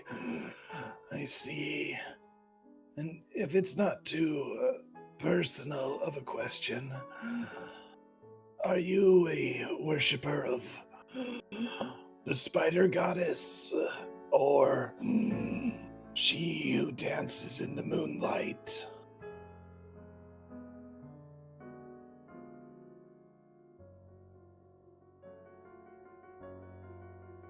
My family does not enjoy speaking of religion. I will say, officially, that we follow the Spider Mother. I see. Sorry if it's too personal. I have traveled quite a bit and do enjoy hearing about others' cultures and experiences. A respectable. Are you telling me that you worship a stupid little spider? I wouldn't exactly call her stupid or little. All spiders are little. My friend,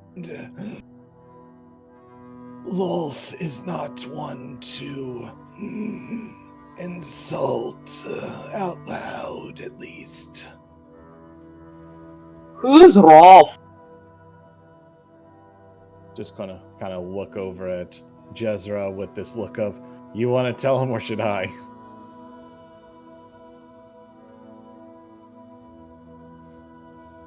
Just for clarification, what did Fergus say? Fergus asked who's Rolf. Her her name is Lolth.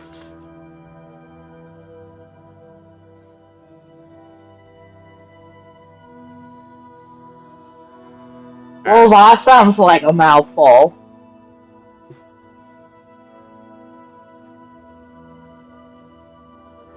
She is not so much a spider herself, but more so the mother of all spiders, and the goddess who oversees us drow. Or at least the drow who have not stepped away from her dark path and shacked up with the daughter that dances. That being said, my family considers our religion to be a very private matter. I would sooner change the subject to something else than continue.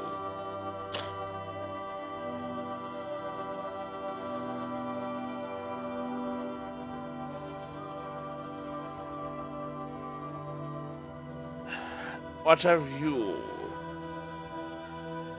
Fergus?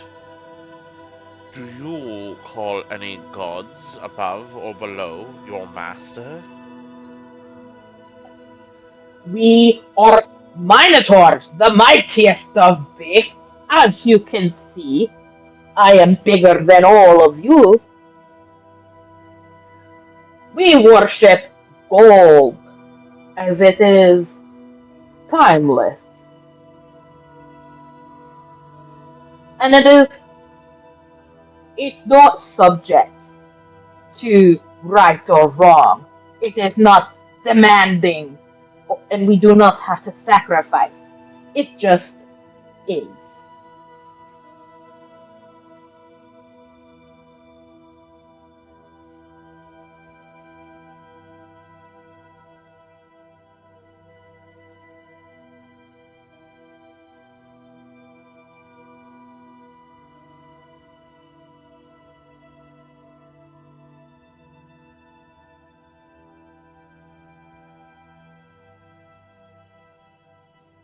Was my mic on? Could you hear me? Yeah, we heard you. Oh, Oh, crap. People can't hear me. My mic wasn't on. I was talking to myself. Sorry.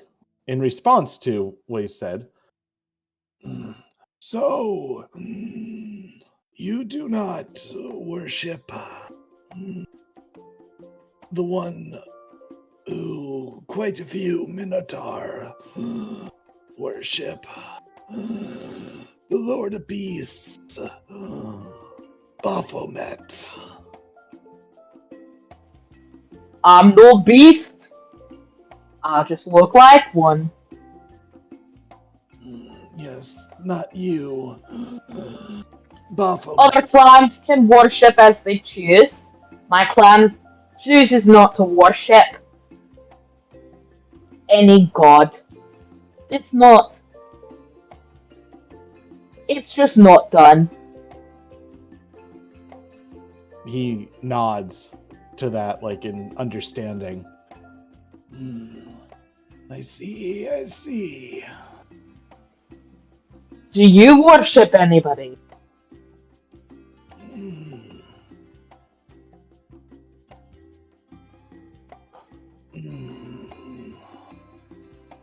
Technically, we honor in my family, we honor any particular god that anybody else would. However, we tend to value the gods of death, as from death we gain a respect for life. Ugh. Primarily, we have a fondness for Kelemvor, the Lord of the Dead, and the like.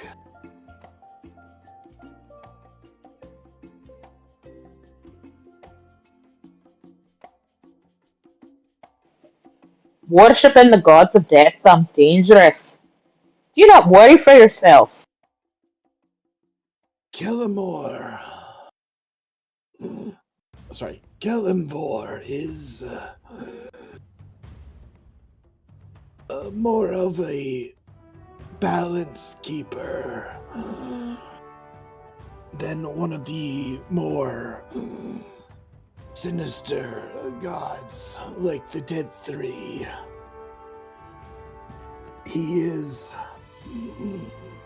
a judge, someone to keep the peace.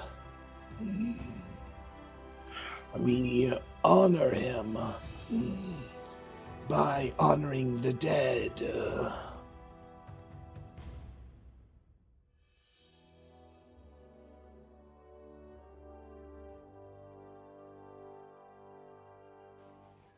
Whatever makes you happy. What about you, Pipsqueak? Who do you worship?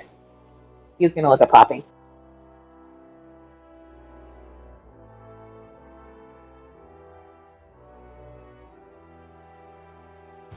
Oh no, Lily's dead. I'm not dead. I was confused. Did you say Pixie? Pipsqueak. Pipsqueak.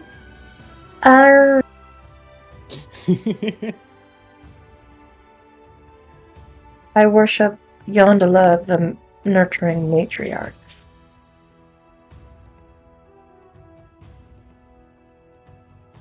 He'll nod. Fitting.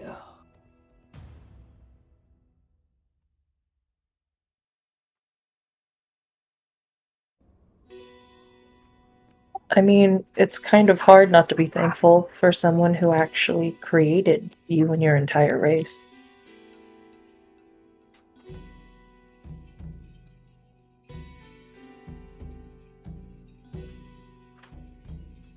Well, there are some species who despise their gods. He says, kind of chuckling.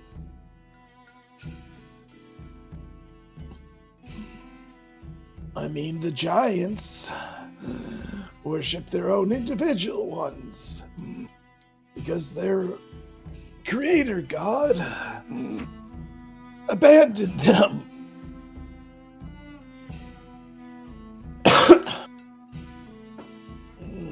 Are you doing okay over there? I am fine.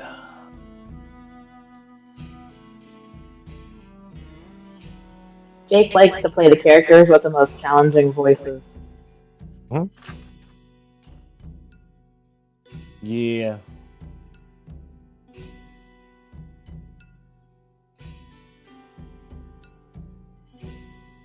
Well, Yeah, honestly, props to Jake for having that kind of voice. Thank you.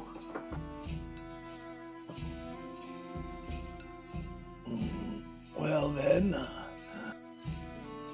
I think we, last but certainly not least,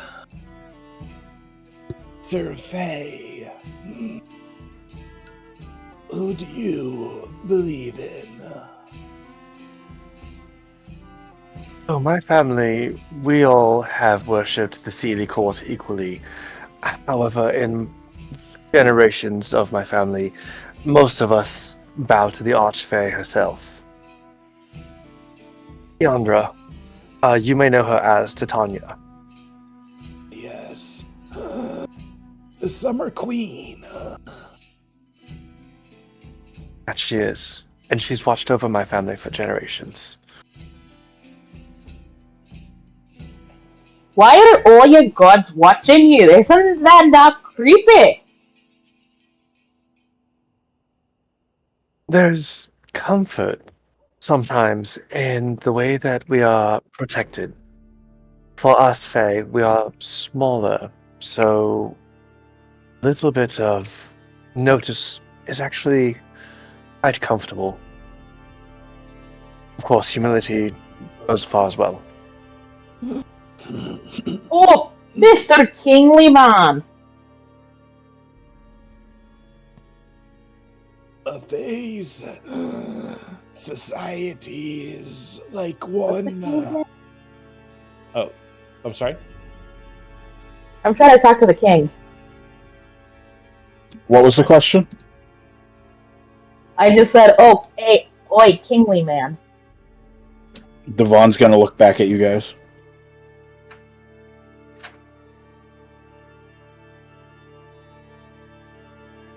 I've got a question for you.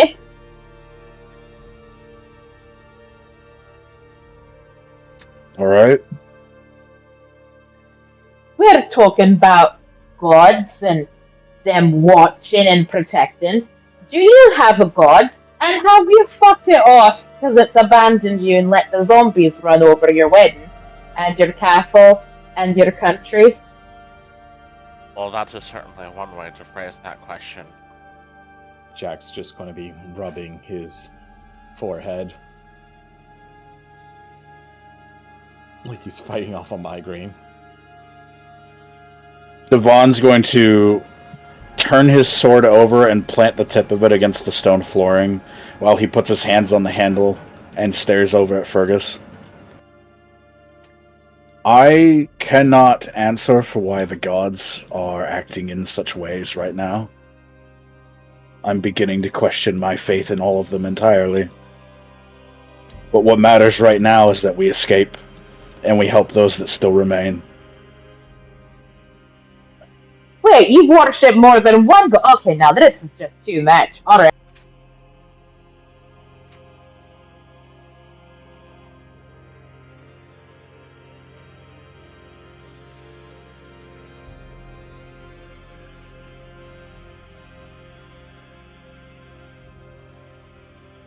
Him and his group are going to start walking forward again. Fergus is gonna whisper loudly to the group. He's gonna be like, I think he upset his gods, and now there's zombies everywhere.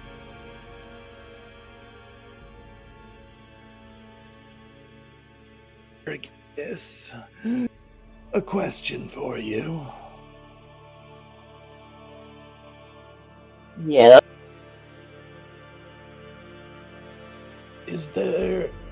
Are your people familiar with the term tact? Of course! Talking is what you do on a boat when you're fishing! This makes sense.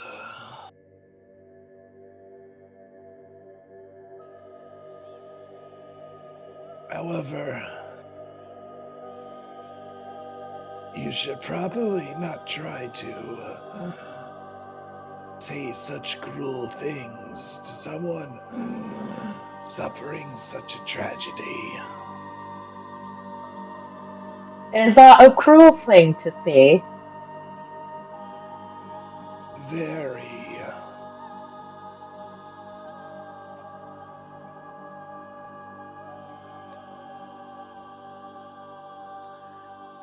Then perhaps I will not ask about the gods.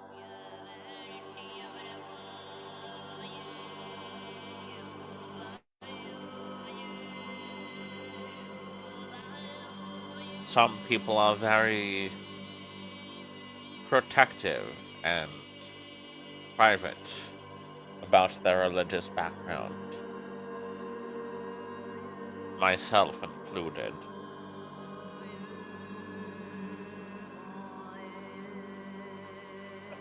Well, then now I just have more bloody questions, but I just said I was not gonna ask. Ugh. In the middle of your conversation, you guys just going back and forth, talking normally as you're navigating the pathway, it happens again.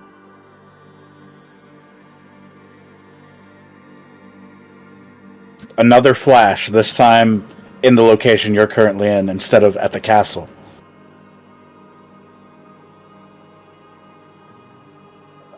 Oh, there's it again! Fergus is gonna swing his axe.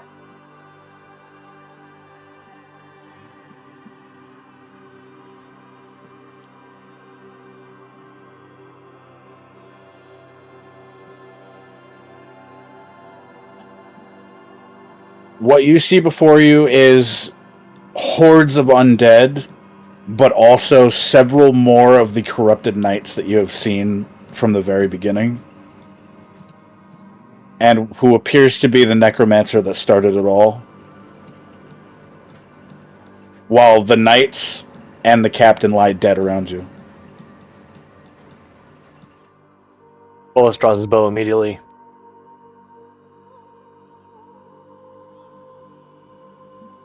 And just as quickly have you seen it, just as before, the flash ends.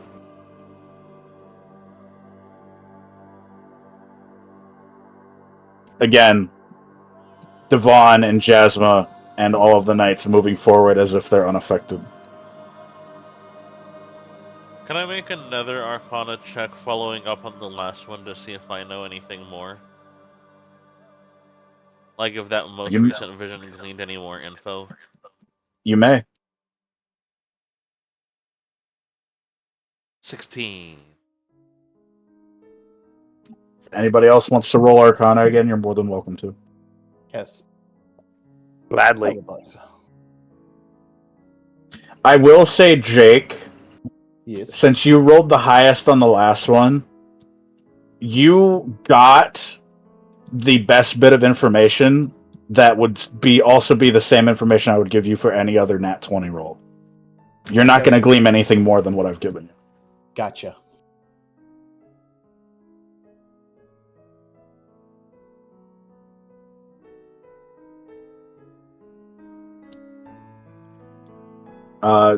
Anybody else, or just Jazara and Wellis? No, I'm. Wellis, when the flash happens and you draw your bow, the second that it ends, you kind of just shake it off and keep going. Jazara, once again, with this second vision, you get that sense of familiarity once more.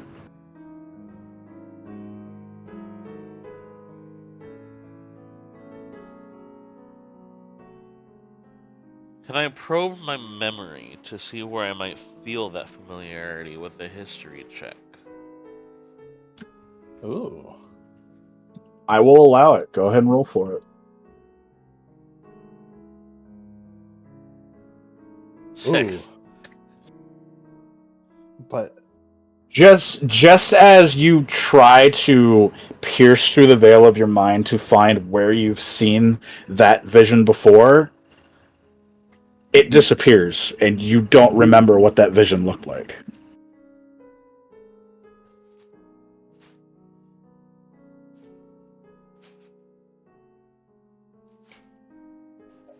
Spartacus is just gonna be wildly swinging his axe. I would also try to roll a knowledge of history, if you would so allow me, to see if I can pin that down further. You're more than welcome to. Hooray! 12. You search through your head to try to find why that flash of vision looked familiar to you, and you get like a shard of a glimpse into what that vision represented, and then it's gone. I do not like the fact that these visions feel familiar in an extreme way.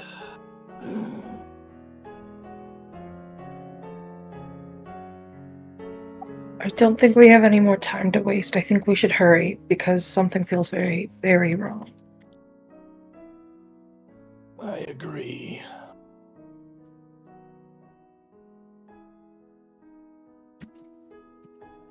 The knights and the royalty will start pushing forward into the cavern that has been revealed from the sunken portion of wall.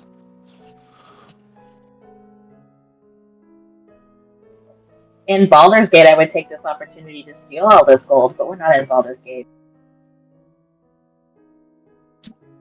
I mean, Baldur's Gate is nothing but D&D. You I keep know. your mushroom dreams out of this.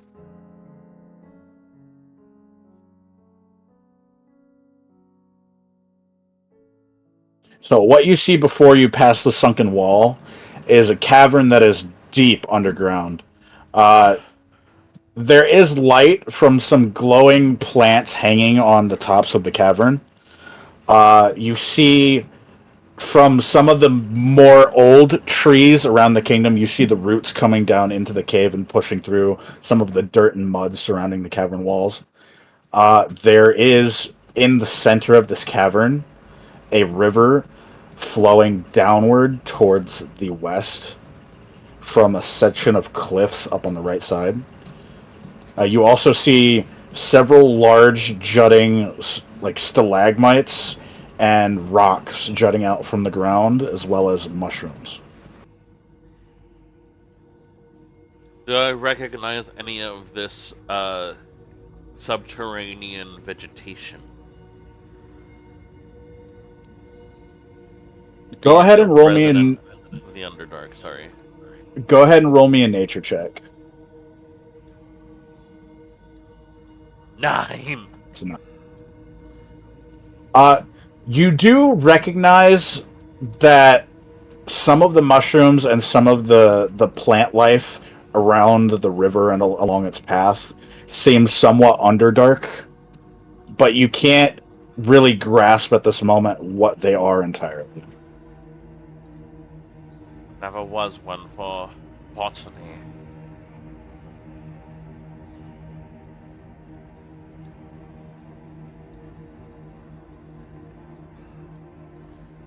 Are you guys coming?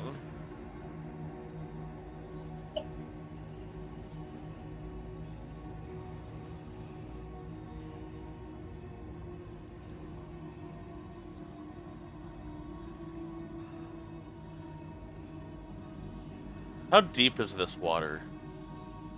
It's like knee deep. It's not that bad. I mean, knee deep to who, though? To an average sized adult, like 5 to 6 feet, it's knee deep. So we Great, got so an head high for 8-foot me. tall minotaur, and we got a pixie who's 9 flying. Sorry, a 9-foot minotaur, and we Yeah, got Poppy over here who's like what, 2 feet tall? I can doggy paddle. Hell, she could probably just leap it. I'm flying, so Once you all get past the river, you see a giant, flat, circular mound in the center of the floor with very large, very fresh, blood-drawn symbols all across it, with multiple bodies lining around it, all dead and turned to skeletons and dust. Do these symbols mimic the ones that we saw in the hall earlier?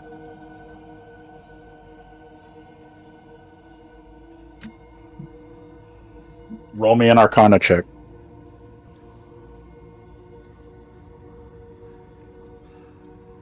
12.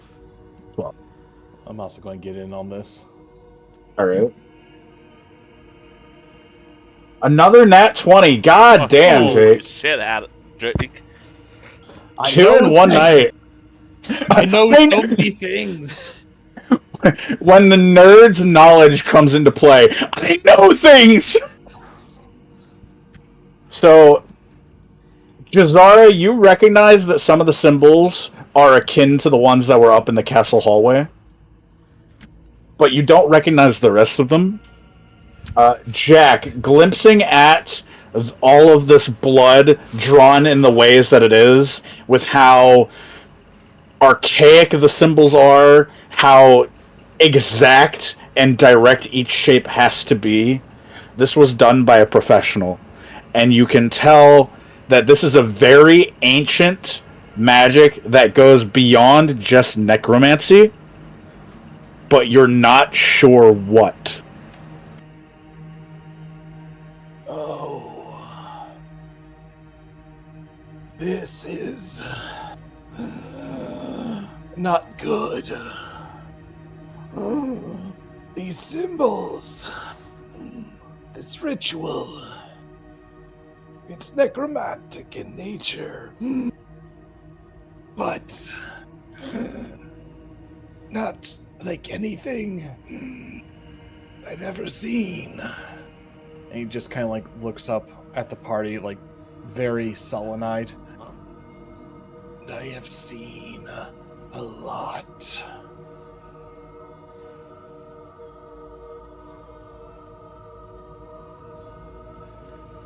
Devon's gonna point to his soldiers and say, "Spread out and look around and see if there's anything down here that we need to be wary of."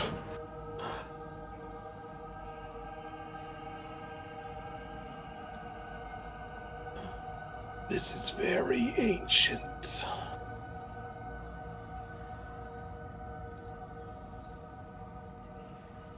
Does it look new?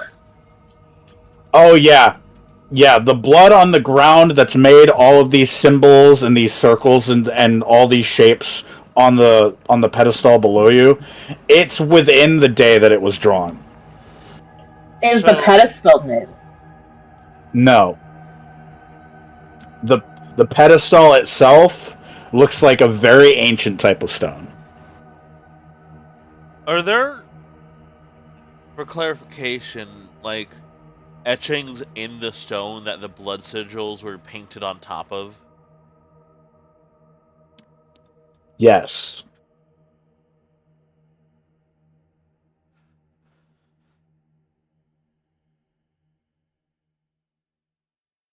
Lord Brightwall, this was your castle, correct?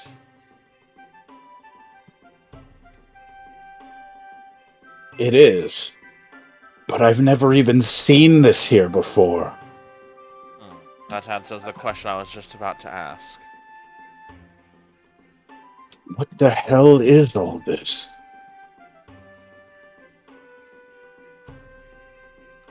Something old.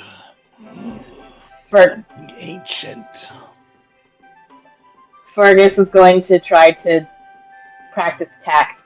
He's going to say, I would like to respectfully offer a suggestion, if it's welcome.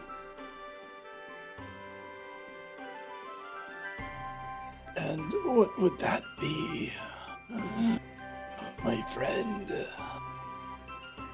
In my clan, we find it prudent to do regular inspections of our lands and properties.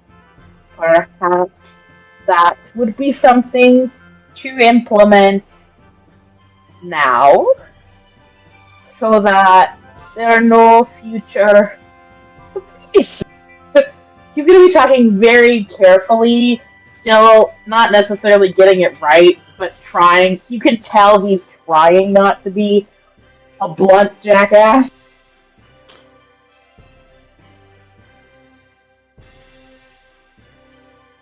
Devon's gonna turn towards Fergus and go, "No one should have had access to these caverns except for royalty. That would have been us." I mean, building on top of what Fergus has said, routine inspections would still probably be advised just to make sure nothing has caved in.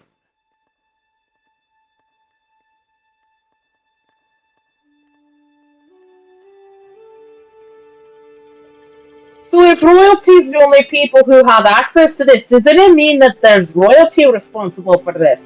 Where's your wife? What's she been doing? She's right there, Yeah, she's literally right there, Fergus. I'm sorry. standing next Fergus to him. knows this. I know this. Jesus. You said it on purpose. Jasmine's gonna kind of like flinch a little bit and stand behind Devon. Not so much out of fear or surprise, but just out of nervousness. Because you are a 9-foot tall minotaur. You are slightly intimidating. Ooh, I have advantage on intimidation rolls, I guess.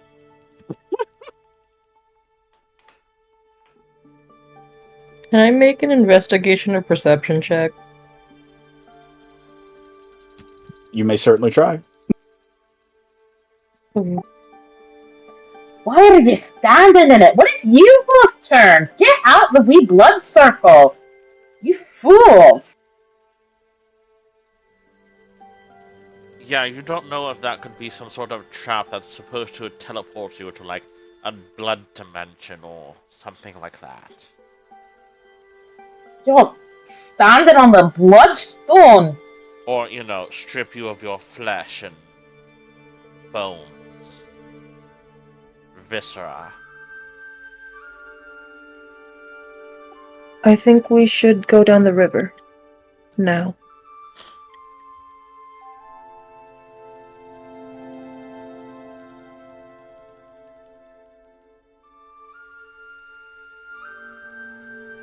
So, Poppy,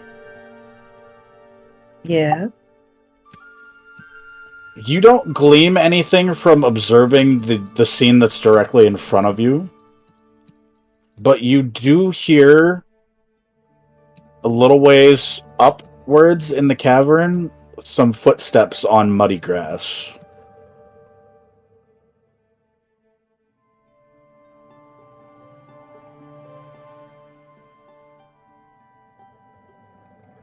Okay.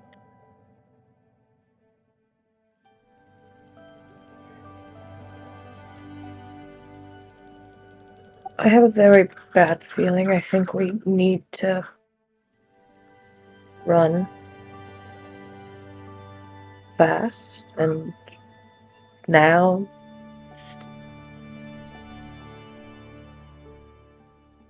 In what way are we running? Down the river or through the cave. I hear what Poppy hears. Roll a perception check.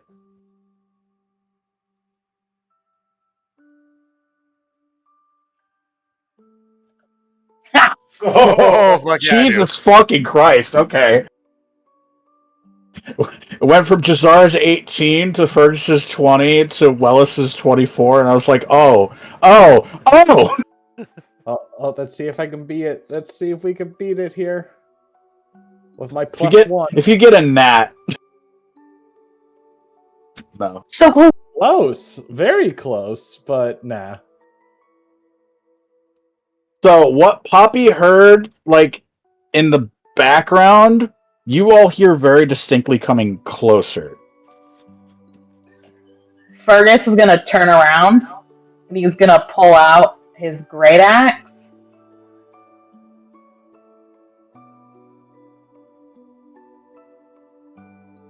Well, if it isn't that necromancer who decided to flee. Is that who that is? That is the necromancer from the wedding party, yes. Fergus is gonna charge him. Wait, Fergus, don't! Charging! Wait, where's my thingy? I don't have anything to stop him. Does anyone else have anything that could stop him?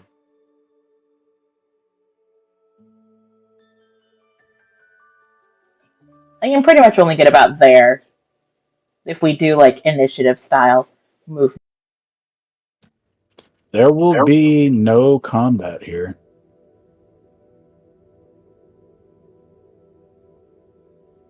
That's what you think. Just kidding.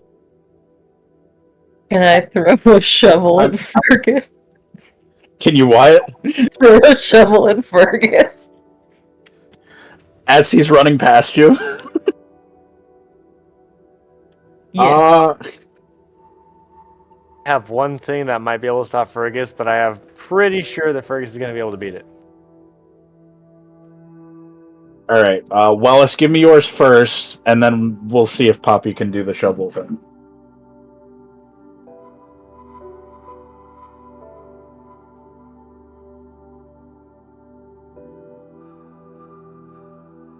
What is Entangle? It's a restraining spell. I'll put it up for you guys. I don't think you need to bother. Yeah, you don't, no. Shit. Jesus Christ. So you go to cast your Entangle, and it like wraps around Fergus, but the moment that he takes another step, they just instantly shatter. Like, his momentum didn't stop at all. Poppy, you said you have a shovel. I do.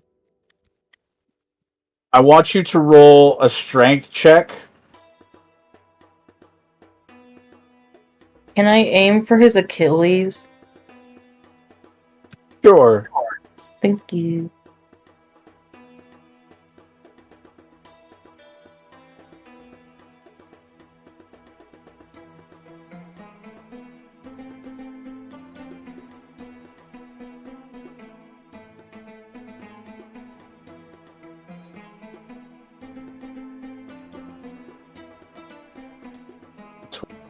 Ah! That's a strength save. Wait, I want you to roll a it? strength check. That's just hitting the strength. I did do. You hit strength on the left-hand side where it has your modifiers. No, I hit the little box. Oh, it's a saving. Never mind.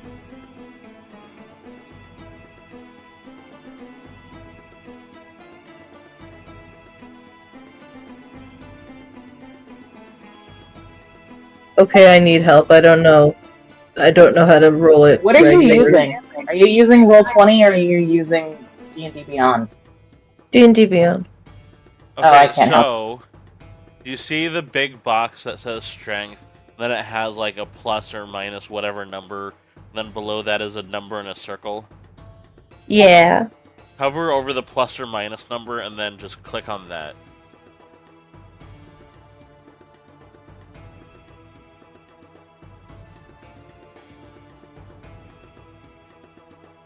There you go.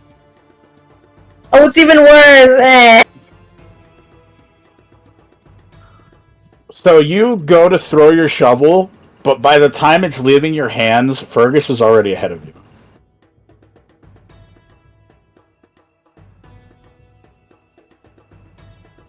This is not good. Wait, Fergus, stop. No. Don't do it. You have so much to live for, and that necromancer can use your corpse against us. Fergus is gonna try to get up close and he's gonna take a swing at the guy with his great axe. I want to clarify to everyone, I wasn't being sarcastic. It may have sounded that way. It did, but I understand. Alright, Adam, are you okay with this? Yeah, I'm fine. Okay. If I wanted to roll to see how speedy someone's being in the moment, that would be dexterity, right? You mean like to dodge? Yeah. Well, they have a movement speed, so. Well, are you just or? I mean, that would just be either the AC or. Yeah, it would just be against the AC. What you could do is that you could say that as he was running to attack the necromancer, that like he prepared to dodge using the dodge action, which would impose disadvantage. But with Fergus doing a reckless attack, it would just cancel out the advantage, or cancel out the disadvantage. This is true. Wait! Before Fergus attacks, can I make a persuasion check? The moment's kind of passed already. Fair. Since I was saying all that stuff, can I make that persuasion check? Since you had been saying it ahead of time, yes. So I'm going to move Fergus back here real quick.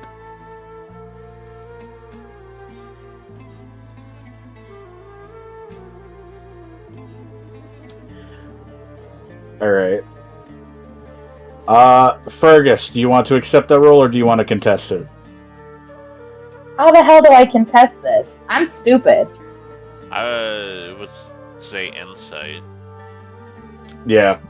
I would roll an insight. I will say that technically speaking, trying to persuade another player to do something is just talking. We wouldn't actually roll for it. If you want to go ahead and just do it, just do it. You know what I'm gonna do? I'm gonna turn around and I'm gonna bellow at all of you and try to intimidate all of you. How do you contest that? Oh, that's sad. Oh, It's inside. Jazara goes, Real no, sad. Fergus, stop, come back. You stop in your tracks and you turn around and you just go, Fuck you! Like Trespin would. I And I mean, go, technically speaking, Can that I- is a successful persuasion. You did stop. You're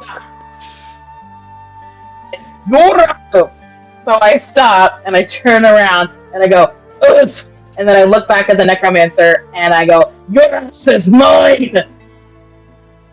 And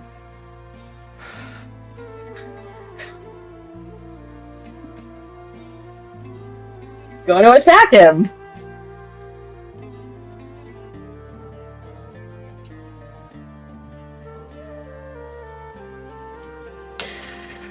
go ahead and roll to attack. Okay, so reckless attack. Is he doing the dodge thing or not? Just go ahead and roll to attack. Well, I'm either rolling with advantage or not, so I need to know if he's doing the dodge action. He is doing the dodge action. Okay.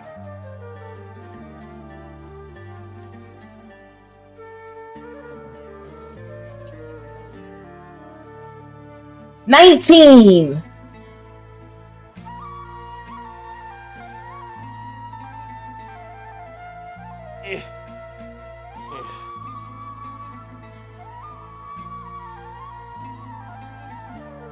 So that will hit.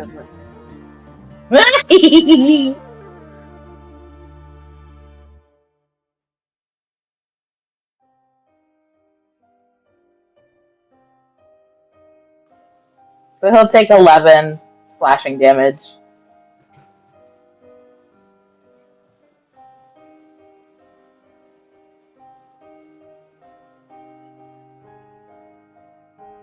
Ooh! Bonus action. Oh wait, no I didn't. Never mind. Just kidding. Oh wait, you know what? Yeah. Bonus action. This thingy.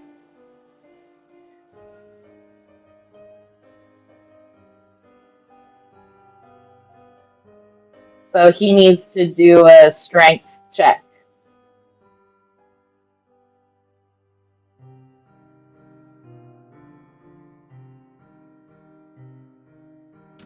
Okay.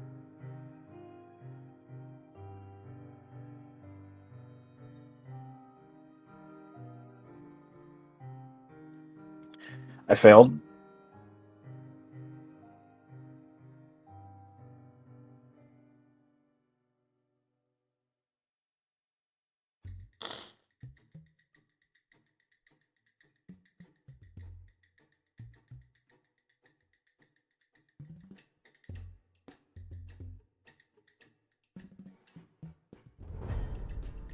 Is there a particular way you're pushing him away?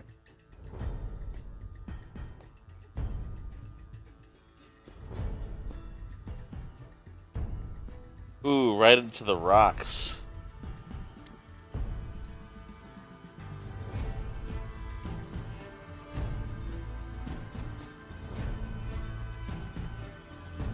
Alright, so you deal 11 slashing damage to him. And you shove him backwards so hard that his back hits the rock. He's gonna growl a little bit under his breath and go, putrid beast. I was thinking with your axe instead of your head. Oh, I thought with both. Did you not see I hit you with both? Pay attention.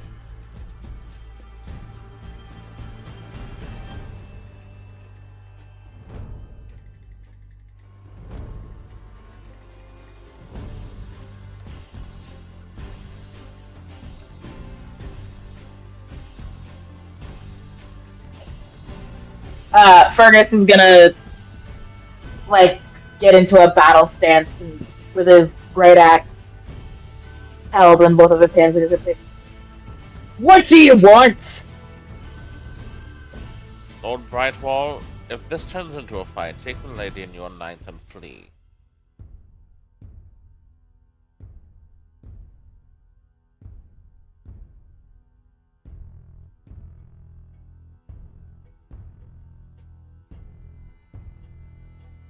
The knights are going to start swarming in towards the front. Or just ignore me, that works too.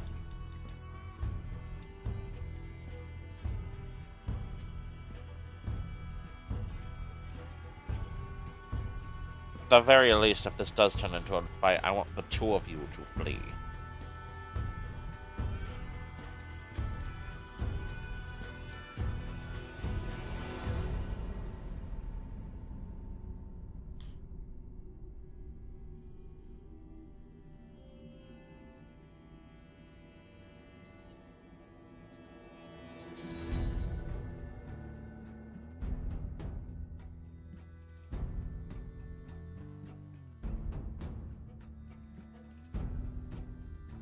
I'm going to ask that the session be paused there for the night. For the night? Okay. For the night. Alright, so ending here? Yeah. Okay. You okay? Yeah, I'm fine.